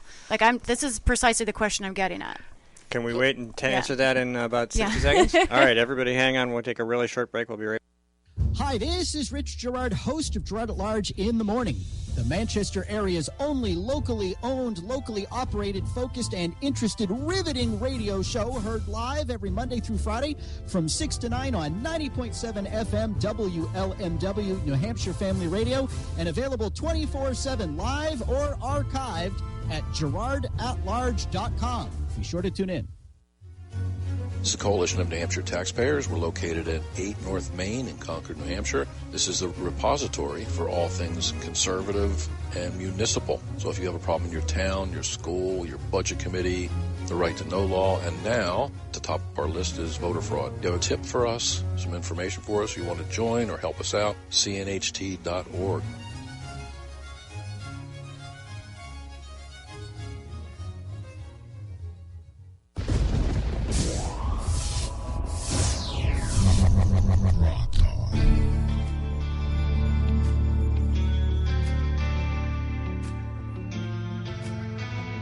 All right. Yeah. Yeah. Oh yeah, I'm not. I don't doubt it. Exactly, and that's why it's good. That's why this is good. This is good. This is what we do. This is terrific. So Skip, let's clarify. Well, why don't we have Steve bring us back before we just? We're back. Go ahead. Okay. We're having the discussion. We continued during the short break, and the problem is, who gets to write the legislation? Is it real legislators, or is it the executive branch rulemakers in the what we call the administrative state? I take the strict constitutional aspect that only legislators are able to create law, that there really shouldn't be administrative law created by regulation. Right. And that's one of the things that has screwed up this country because, as Mike pointed out, legislators have decided we don't want to be judged by our electorate for doing stupid stuff and being held accountable. That's really what they don't want. They don't want to be held accountable. I mean, just take the case of the EPA. Like I said, everybody wants clean air and water. We made huge strides. Nothing wrong with that. The question is, how far do you go from managing actual toxins to micromanaging stuff that's specious and theoretical at best? And look at the approach they've taken. We've created this monster. A nominal Republican, Richard Nixon, and Congress created the EPA, and they gave it all sorts of power, but it keeps taking more and more power to itself, and it's regulating stuff that it has no original charter to regulate, and the Republicans say, let's sue it. No, you have the power. You are the legislators. You can rewrite its charter. You can defund it. You can shrink it. You can close it. Whatever it is you want to do. But the proper disposition, as Skip was saying, it is the job of the legislature to write the laws. It is the job of the executive to faithfully administer the laws. It is the job of the agency created, therefore, to faithfully administer the laws that Congress wrote. So, no, not that they work for Congress, but A, they're not an excuse for Congress to abdicate, and B, they're not allowed to make laws themselves. That's the point. That's the Constitution. And if Congress isn't, that is where we talk about taking back powers. You don't, yeah, to be perfectly frank, what the president has done are all, or nearly all, impeachable offenses. Just nobody's got the spine. But the bigger problem in the country is the administrative state, and is the fact that Congress has allowed it to grow. And if Congress doesn't stand up and shrink it, it will suffocate us. This is the soft tyranny that de Tocqueville talked of. Absolutely. And when Obama said he has a pen and a phone, he's absolutely right. And he is just using what previous generations of Congress have given him, where it has become so large, so expansive, and so intrusive that he can have it write any kind of rule that he wants, and Congress has so neutered itself, they can't stop it. And that is where we see the problem. Right. And that's what we rail about here on Granite Rock all the time. We don't want... We're often accused, especially by a number of Republicans, most of the Democrats, saying we want to be anarchists. No, that's not right. We do believe that men are not angels, and we do need limited government. But really limited government, because the whole idea, if you go back to the Declaration, is that government was instituted to protect the liberties of the individuals. They said, we're trying to rope government in, and it has sprung loose from the so fence. So you're wait a minute, hold on. Sorry, Max. So the whole idea of a republic, as far as the founding fathers were concerned, they couldn't agree exactly on what it was, but it was a government of principle, meaning that those people in government followed the same laws and had to follow the same laws as everyone else. It was one uniform set of laws for everyone. And we don't see that today. No. Too many protected classes, this, that, and the other thing. Yeah, Sovereign exactly. immunity. Yeah. So please don't ask questions. Oh yeah, make no, proposals. this is great. This is great. No, I mean, I think I just was hearing sort of. I was wondering the direction you were going, and it sounded like, and I do think it ended up being sort of a semantic issue. Right. But this idea of what I was getting at, what I was hearing from you was that the actual what is happening, the legislation, the laws, and to some extent maybe the rules, which is sort of maybe that's where we get into this area that gets tough to figure out what people are talking about, because you're talking about rules and it means one thing or another to different people. But the actual, I was asking if you thought the actual rules should be written by Congress, people who work for Congress. Now, do you call those people agencies? Do you move? I was contemplating from what you were saying, this giant shift, move all the agencies over to Congress with just the bare bones enforcement that an executive would need. Do you call it agencies? Not. I don't even think we need to go back down to that road. But I think this is not what I was getting from you, and what I was trying to say is this idea that the rule, more of what is enforced, needs to be written by Congress. Congress and to some that's what I was getting from you guys. Not more of. Yeah. Only by. Congress. Well, certainly more from now, which would be an right. improvement. That's what you're saying. Yeah. Congress and to the extent they need them, staffers should be putting together the laws under which the agencies will then execute. So no, the agencies shouldn't belong to Congress. Created by Congress, destroyed by Congress, but they don't belong to Congress. Because the agencies execute the law, they are part of the administrative branch, or the executive branch. They belong to the president. The problem is when you give agencies virtually unlimited power and you put them under direction of the president can effectively direct them to make whatever rules the overly broad law that created the agency permits. And so if you give an agency almost an unlimited charter and say to the president, you go ahead and direct them, well, he can do what he wants. Yeah, that infamous statement out of Obamacare, the secretary shall. Mm-hmm. Well, if I was president, I know what I'd be telling my secretary what to do in this case. But that Mike has that all-important thing. Mm-hmm. When you give an enabling set of legislative acts to the president, they can do whatever they want, which is basically to say Congress says, not up to us, and it's all to prevent that accountability. Mm-hmm. It's like an open-ended direction, authorization of military force or declaration of war that says to the president, go get on with it. We don't care what you do now. Yeah. In other words, there's no feedback loop that inhibits the growth of these things. Well, hey, Mike, is Alex calling us? Alex will call line 1 at 9:39. Okay. Sorry, 10:39. Sorry. Housekeeping.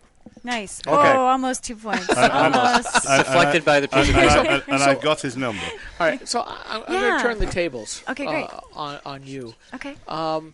Wait, you haven't yet? Yeah, this is true. Hey, you got to come back more often. This is great. This is really great. I agree. So since you're up on the hill and reporting, how bad of a bubble is it? Because you're listening to us and you're saying, "Oh, this is really, really good," because we're probably expressing opinions that you don't hear up there. That most people don't hear. Yeah. Ted Cruz is being deemed headline That's today. True. Bob Dole, President Bob Dole. Yeah, it's in the newsread. Yeah, and that Ted Cruz is an extremist. We're called extremists here in New Hampshire because we look at the stuff the way that it was actually written to be done. Words have meaning. And yet, what do you mean? You'll hurt all these people. Well, you've got a process for that. You're not following the process. Would we be looked at as complete loons if we were to go up on the hill? Because we're waving the Gadsden flag and the whole bit. I feel like no matter what my answer is, I'm going to disappoint you. No, if I say yes or no. But I don't know. Washington. First of all, don't judge yourself by what anyone in Washington thinks of you. That's number one. We don't. That's number one. We don't, and Ted Cruz doesn't, yeah, and Mike exactly. Lee doesn't, and which Rand is Paul why doesn't. you're great, right? which is why we like those guys. Right. And we support Ted Cruz, or most of us do, because we didn't think Rand Paul had enough of a chance. We like him nearly as much as Ted Cruz otherwise. It turns out he agrees with you, Rand Paul, apparently. But the Progressive Caucus in the House, where a lot of the top leadership were actually avowed socialists before they said, we will never get elected and get into where we need to. I think what would they think of us? Oh, well, that's a whole different question. I almost wonder if you would get, in a weird way, some more respect from progressives than you might in the Republican Party. Because I think... Because we're honest? Yeah, I almost think that they have that same sort of passionate, diametric view of what they're doing in the way that you do. I think that they're very direct. They have a very clear vision. You obviously, you're saying some of them are socialists. That's obvious. That's a very clear. That's one direction. And most Democrats obviously are not socialists. But I think that I guess that's debatable. You just gave a look, but I don't know. Most Democrats in the House have not been official socialists. But I know 45. What happened to all the have Blue Dog sponsored a Democrats? We know what happened with them. Yes. Some of them became Republicans, and most of them got just subverted by the party. But I think that I think Republicans, I would in a way you might run into more friction as you have been here with other Republicans. I think that there's just a real, some people call it a soul searching. I mean, other people just say it's a power fight for who has power. But I think that, I just think, and to me, that's why it's so important to be here and it's so important to cover politics right now, because I think this is a very decisive moment in how we look at who we want to be. So what I've seen myself in the House, out of 170 Democratic legislators, I see maybe 20 or 30 who aren't shifty. It's interesting, right? In other words, there are 20 or 30 who actually seem to me like they actually care about the working class and are the old traditional Democrats, the John F. Kennedy Democrats who are there to help people. Right. The real workhorse. The vast majority of Democrats just go along and get along and do as they're told, and they're there to protect their pension. They have an interest in a law firm. They have an interest in some government contractor. They're there for the money. I see very, very, very few Democrats who actually seem to care. And Republican leadership's like that. Yeah. In the New Hampshire House. It absolutely is. And there are about 40 or 50 or maybe 60 Republicans who are rhinos, who are under Jasper, who don't care if your whole family burns to death in their car. They don't care about cancer clusters. Like I was saying before, they don't care about AIDS. They don't care about crime. They don't care about traffic safety. They don't care about those issues. These are crooked politicians who are there to steal. That's what I see from the inside. It doesn't look like they're concerned about real human beings. They're not concerned about principle. They're not concerned about doing the right thing. Just all about the process in the game, or they're there for themselves. They have some kind of vested financial interest of some kind. They don't care about people. I mean, you mentioned the bubble. I mean, the Washington bubble is it's real. It's very real. Oh, yeah. And it's real for every sort of different type of person that inhabits. And so there's one bubble for lawmakers. I was amazed. I had as my guest a Democratic lawmaker too, like one of these reporter dinners, which I don't go to a lot of, but I was on this board for this organization, and he'd been in Washington for 30-some years, liberal Democrat. And it was a few years ago, and I said, "Oh, hey, have you been up to, I don't know what I was saying, like H Street or over to U Street, all these great parts of Washington that were really having interesting things happen?" And he said to me, "No, I haven't. I've never really been off the Hill." And Washington itself is a small town. It's not very hard to go Washington's pretty small. So I think that's a very characteristic experience. Now, you can say, in some degree, it's good these lawmakers are getting back to their home districts more than they used to. They're not staying in Washington for months at a time. But on the other hand, they're not associating far out of their group. Some of them could say they don't have time, but on the other hand, I feel like their experience is very limited. And I also feel like, sort of what you're saying, you can recognize when you talk to a politician if they're really talking to you, right? If they're really thinking about what they're saying, or if they're just giving you the kind of blank script, appropriate robot answer. And it feels like 10 years ago when I started on the Hill, you probably had a 50-50 split. 50% of the lawmakers were there, were really thinking with you, and then 50% were sort of just trying to keep their job, trying to keep my salary. And right now it feels like it's maybe 80-20, maybe worse than that. There's not a lot of senators I feel like I can go up to And even if it's off the record, which I don't like to do, but even off the record, you don't feel like you're quite getting the real deal, and it's frustrating. It's hard covering the hill because everyone is now just, it's harder to trust people. Right. I want to revisit a point that you made earlier. You said that we might find ourselves having more in common with the ultra progressives, in as much as being passionate about the results and how we view the country and the Constitution. I'll draw one big distinction there. Excellent. When you get to the far progressive point, they have a mantra: the end justifies the means. That is, or as the Marxists say, you have to break a few eggs to make an omelet. They don't care if the economy or people die in order to get to their utopia.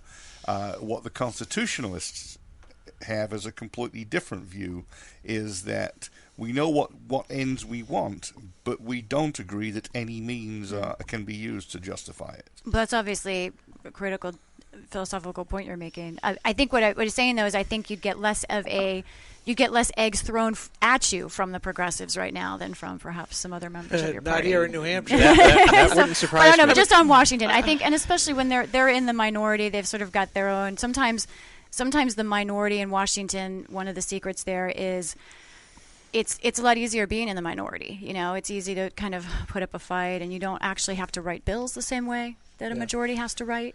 So when you're in the majority and you're fighting on actual legislation, which your party is, that's a real fight. Democrats right now, they're kind of making hay. They're the opposition party. It's a very different dynamic. They have real concerns, they have real issues and real bills, but Republicans are the ones governing in Congress, and that's a very different dynamic. Okay. One of the things that we see often is the idea the progressives want an enforced collectivism. Basically, everybody has to be all in this communitarianism that seems to be running rampant right now. Versus, I would easily categorize us as we're just part of the Leave Us the Hell Alone coalition. And, we understand we need roads plowed like yesterday and schools and stuff like that. Well, to the extent that they are. You guys should come to Washington. See some roads that need to be plowed. Yeah. Oh, we just laugh. I think it's hysterical. Yes. I'm embarrassed. How many non-essential workers had to be sent home? Okay, is anybody really taking advantage of non-essential? But anyways, I mean, we are seeing more and more. Just government, leave us alone. And the I do think. Say, do you get any kind of a sense that there's any kind of support for leave them alone? I mean, I do think that you can find, and this I hear probably some of your listeners might not get where this thought is going. But I think that you can find some Democrats who would say that they are also leave us alone types. Honestly, I do, and I think you would. As long as you do what we tell you to. And I think you'll be shocked at one that I'll list. I think take a state like Nevada. Nevada is a swing state, right? Yeah. Nevada is a very libertarian state. There is no one in Nevada who wants anyone telling them what to do. It reminds me of New Hampshire in that way. And yet you have, who's their senator? Harry Reid. Yeah. But I don't think those things are necessarily in conflict. He's calling early. So I think that we can't pick it up yet, though. Go ahead. Yes, I can. Yeah. Hey. But he'll be on the air. Okay. Go ahead. Yes, we can. Leave him on hold. Hey. Hello. So I think that there are, and I think it just, Hi, Alex, to be honest, it depends on the issue. It depends on exactly what the issue is. At the end of this present guns segment, might go one way, Steve's other gonna put issues you go on, another way. Sure. Let you listen to him, and then he'll bring you on when we're ready. All right. Well, thank you. Yep. Very good. We're going to get to our next guest in a minute after we take a short break. Lisa, thank you so much for coming in and wrestling with us. You guys, what a pleasure. I can't believe we didn't even talk about the race. I can't believe it. I know. We can get to that. Amazing. All right. It's great. We don't mind. Okay, good. We'll sit back and listen. Great. All right, everybody stay tuned. We're going to take a quick break. We'll be right back with Alex Roubian from the New Jersey Second Amendment Society to talk about some gun rights issues and Governor Chris Christie. It's a coalition of New Hampshire taxpayers. We're located at 8 North Main in Concord, New Hampshire. This is the repository for all things conservative and municipal. So if you have a problem in your town, your school, your budget committee, the right to know law, and now the top of our list is voter fraud. You have a tip for us, some information for us, you want to join or help us out, cnht.org.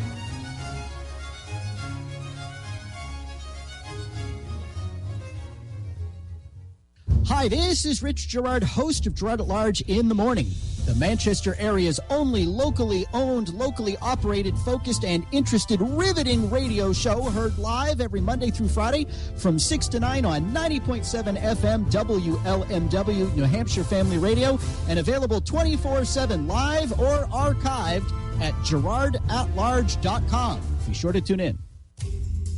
Need more Grok Talk? Well, you can catch new shows Saturday mornings from 9 to 11 a.m. Eastern Time. Miss a show? Not a problem.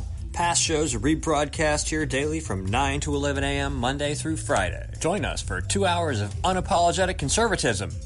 And we're not just armed with opinions.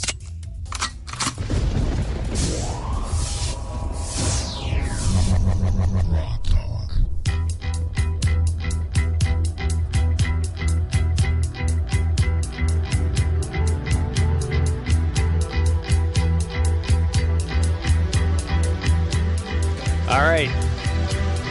Welcome to the land of technical difficulties.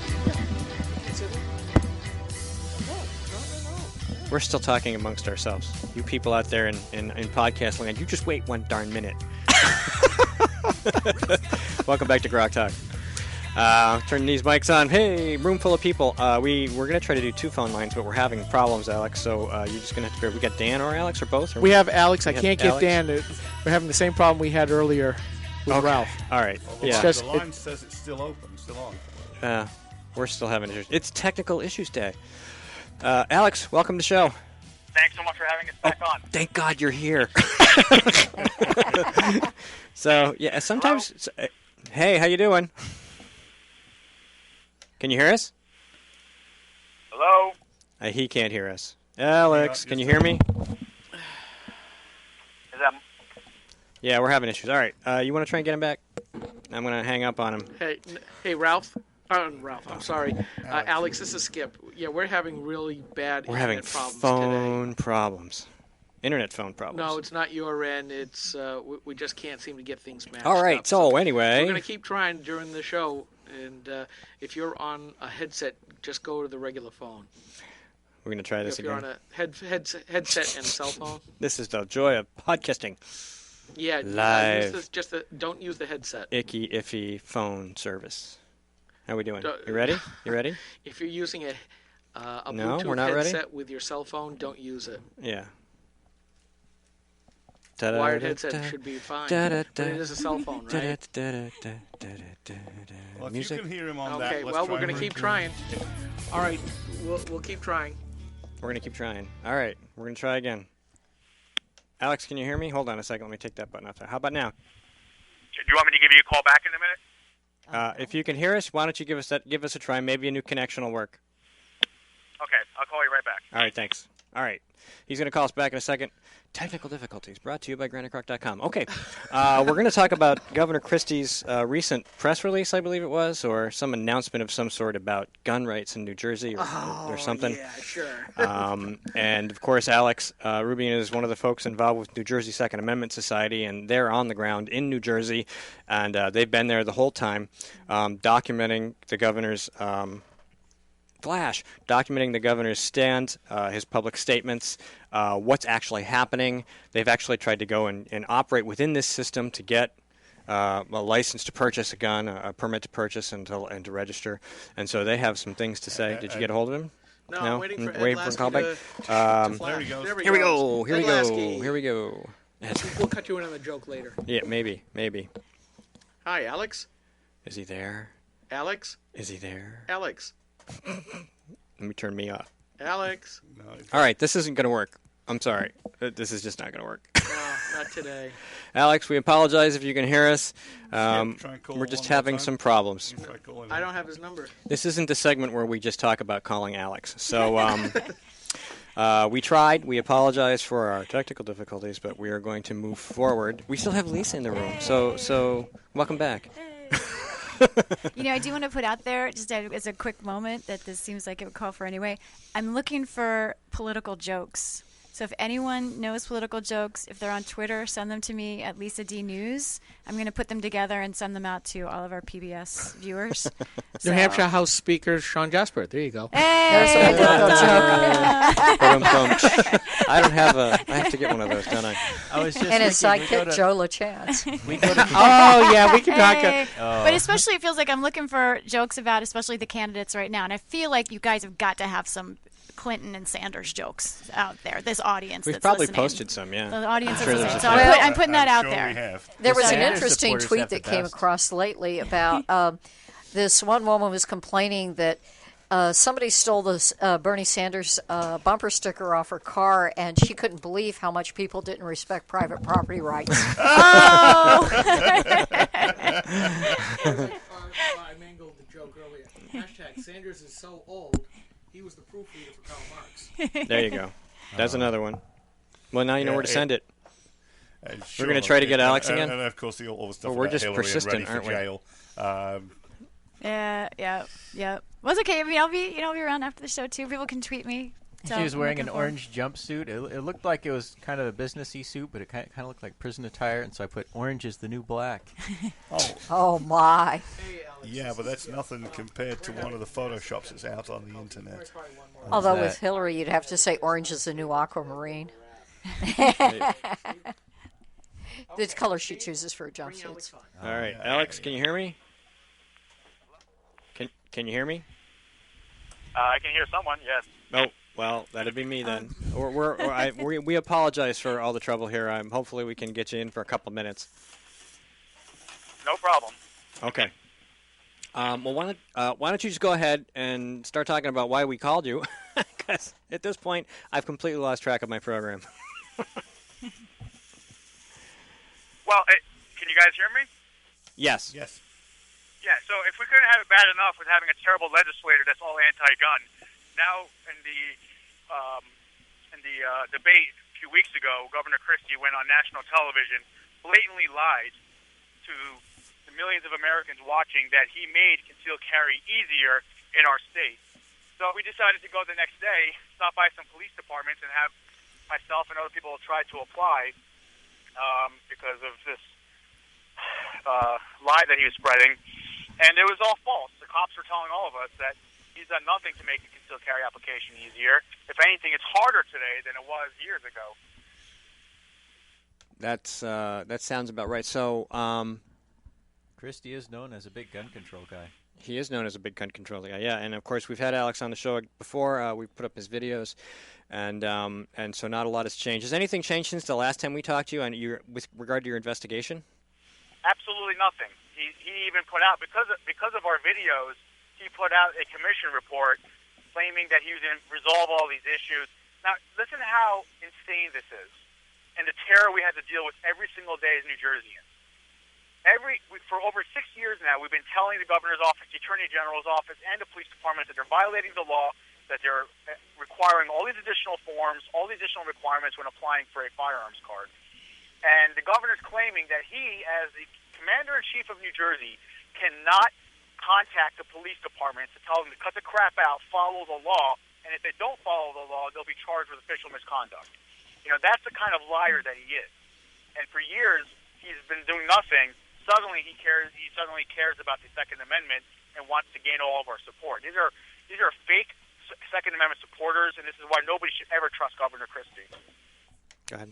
Well, one of the things that's happening in this state is that the various gun groups, the gun advocacy groups, managed to keep Scott Brown, who is a pretty well-known to be rather poor on Second Amendment issues. They kept him out of office in the last election.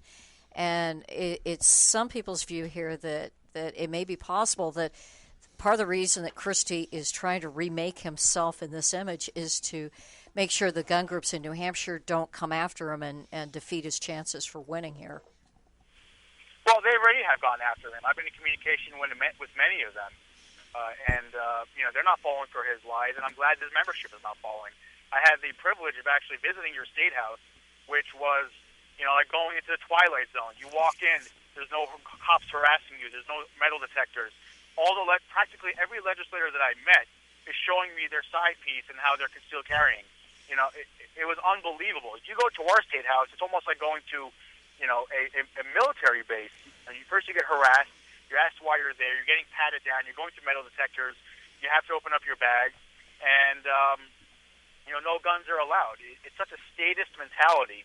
But, the fact of the matter is that this Governor Christie, is going around the country lying to people, saying he's made it easier to get a conviction. And we've documented that. If you go to NJ2AS.com, you can see our undercover videos. The cops are blatantly laughing when I ask them, did Governor Christie make a concealed carry application easier? And they're laughing in our face, even admitting to the fact that he speaks from both sides of his mouth and has done nothing. If anything, it's harder today than it was 6 years ago. Have you guys got a plan in place? I mean, I know this is New Jersey, and obviously your goal is to try to improve the circumstances for acquiring a permit to even purchase a firearm, let alone a carry permit. What do you think? What's your long-term strategy for trying to improve that situation in your state? Well, we have a lot of women coming forward now. That's a big demographic that, ironically, when we talk to them, they feel nervous to come forward because now they're afraid that the police are going to come after them by speaking up about all the oppression they deal with. When you speak to them, when you speak to women in New Jersey, it's almost like they're coming from the 1920s and feeling oppressed and beaten down in society. So our plan is to start mobilizing better, start exposing the hypocrisy, documenting things through video evidence, undercover evidence, and hopefully getting people fired. And you'll see how police departments will start turning their tune. Not to also mention, we're going to have to go after the judges, not physically, but we know the judges have concealed carry applications. We've documented that very well. We're going to be coming out with videos on that very soon. So it's an elitist mentality, it's an elitist society, and surprisingly, because of our videos, we've actually had a lot of police departments coming forward telling us they want to be part of the solution. They firmly believe in the Second Amendment, but the problem is that the legislators have such control over what happens in the police departments that they intimidate them, they influence them to keep perpetuating this anti-gun, agenda. Is it not true, Alex, that even retired police officers have a hard time getting guns in gun permits in New Jersey? Exactly. In New Jersey, we are known for eating our own, and they actually are now going after police officers, and denying them permits. One case in particular that I was contacted by last week, we're going to start documenting this, is the police chief was telling the applicant, who was a retired police officer, that he only served 14 years in the police department, and he believes you have to serve 25 years. That's the kind of terror, that we deal with, and this classic statist mentality. I know that it's going to be difficult. When you look at the map, like say in New Hampshire, we look at 400 House seats, for example, and we try to find legislators and districts that we can flip to people who are more favorable. Do you have any hope of that in New Jersey? You know what? Unfortunately, we lost 4 more assembly seats to the Democrats, which was a major blow. And it's not about being a Democrat or Republican. It's about being pro-gun or anti-gun or anti-rights and pro-rights. And unfortunately, we had 4 really good people in the Republican seats that were very pro-A. Now, when I mean pro-A, they actually firmly believe in constitutional carry. So we don't know what 2017 is going to bring, when that's going to be our next race where all the seats are up. But, New Jersey is the #1 state that people are literally fleeing, and I emphasize fleeing. Every day, 10,000 people are leaving our state. 10,000 a day? A day. That's 3 million a year. Yes, exactly. So, how big's your population? We have over 9 million people in our state. Well, it'll be empty in 3 years. Coming in, but more people leaving. Fire sale. I could go with 10,000 a week. I think you may have got an order of magnitude wrong there, Alex. Nationwide, 1,000 people a day are leaving Democrat-controlled states because of the taxes, very high taxes, crime, corruption, roads and highways aren't getting fixed, and a lot of other problems. But the main reason they're leaving is the lack of jobs. Businesses are moving out, investment is moving out, business activity is moving out. They're moving to Republican states. Not a lot of gun safer. jobs in New Jersey. Actually, Alex, what you ought to do is go look at the U-Haul records from out when they're leaving New Jersey to see where they're going. I've watched some of those interactive maps, and it is extremely illuminating to see where the blue social model states are and where the more conservative free market ones are, and you can watch the outflows and inflows, and it's actually very startling. Exactly. Well, the communities I'm involved in predominantly Second Amendment, and I travel the country, and everywhere I go, it blows my mind how many Second Amendment supporters there are out there that have left New Jersey predominantly for the fact that they're tired of being victims and they want the right to be able to protect themselves, their property, and their loved ones. And it just blows my mind when I was in New Hampshire, South Carolina, and Arizona, how many people from New Jersey are leaving predominantly for those reasons, on top of the benefits of more tax-friendly areas and free market states. Well, Emily's a number cruncher. I think she had a question. Yeah. Well, and there's actually a book that somebody wrote about 3 or 4 years ago called How Money Moves. And it's a guy who gets IRS records, and he observes how people move from the flow from one state to another. And he actually looks at which states pump into what other states and what states, where people go from a state to other states. And he looks at that, and it's really quite interesting because certain states just have massive outflows and no inflows to speak of. And one of them is New Jersey. Another one is your neighbor, New York, which has similarly bad policies, both economic and Second Amendment policies. So one of the things that you can do is you can look at these statistics and figure out exactly what's going on and why people are moving, just by looking at differences in policy between states. I guess that wasn't actually a question, was it? No, it wasn't actually a question. Just a statement. But it's a lovely resource to get your hands on. Yep. All right, so we got a couple more minutes left, Alex. Any closing thoughts about Governor Christie and his presidential campaign? I wouldn't trust him as far as I can throw him, and I probably can't throw him very far. But the proof is in the pudding. What he's claiming and stating on the national media, and what we're documenting through video evidence, is massive contradictions.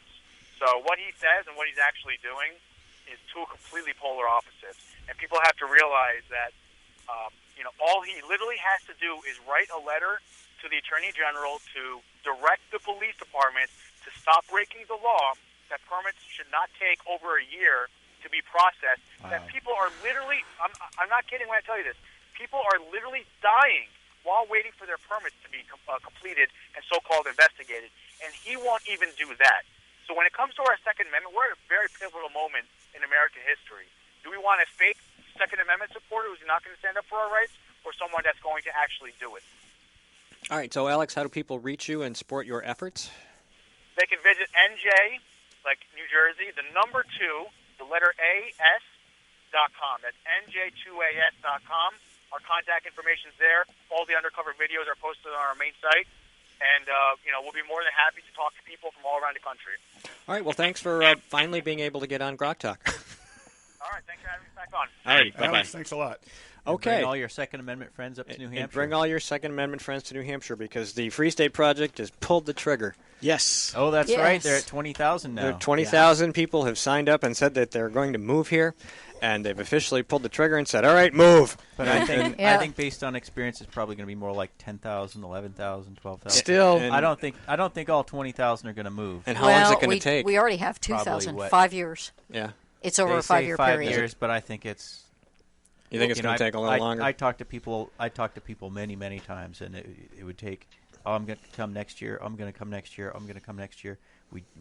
Some of them took 5, 6, 7 years before they moved. I don't know that I could just, on a dime, move. But still, I think it'll be a good thing, going back to what we've been talking about, which is who should be in charge? Should it be government or individuals? Individuals.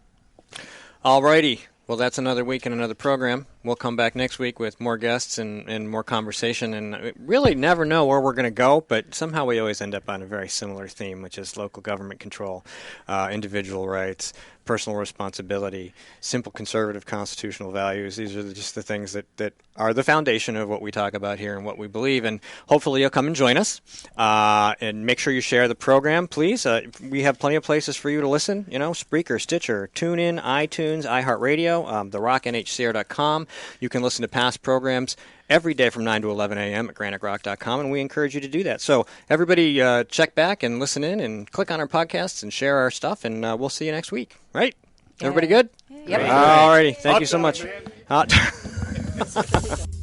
Need more Grok Talk? Well, you can catch new shows Saturday mornings from 9 to 11 a.m. Eastern Time. Miss a show? Not a problem. Past shows are rebroadcast here daily from 9 to 11 a.m. Monday through Friday. Join us for 2 hours of unapologetic conservatism. And we're not just armed with opinions.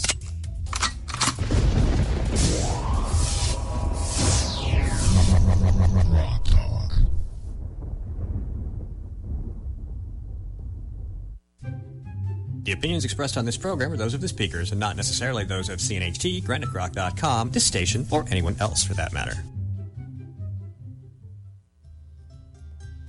Some of the content on this program is shared under the fair use provision of U.S. copyright law, found free in the public domain, or covered under Attribution 3.0. Some of the music on this program is provided by Kevin MacLeod at Incompetech.com.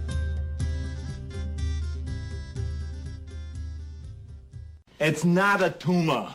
Excellent. Go! From the CNHT studios in Concord, New Hampshire, just a few blocks from the New Hampshire State House, this is Grok Talk.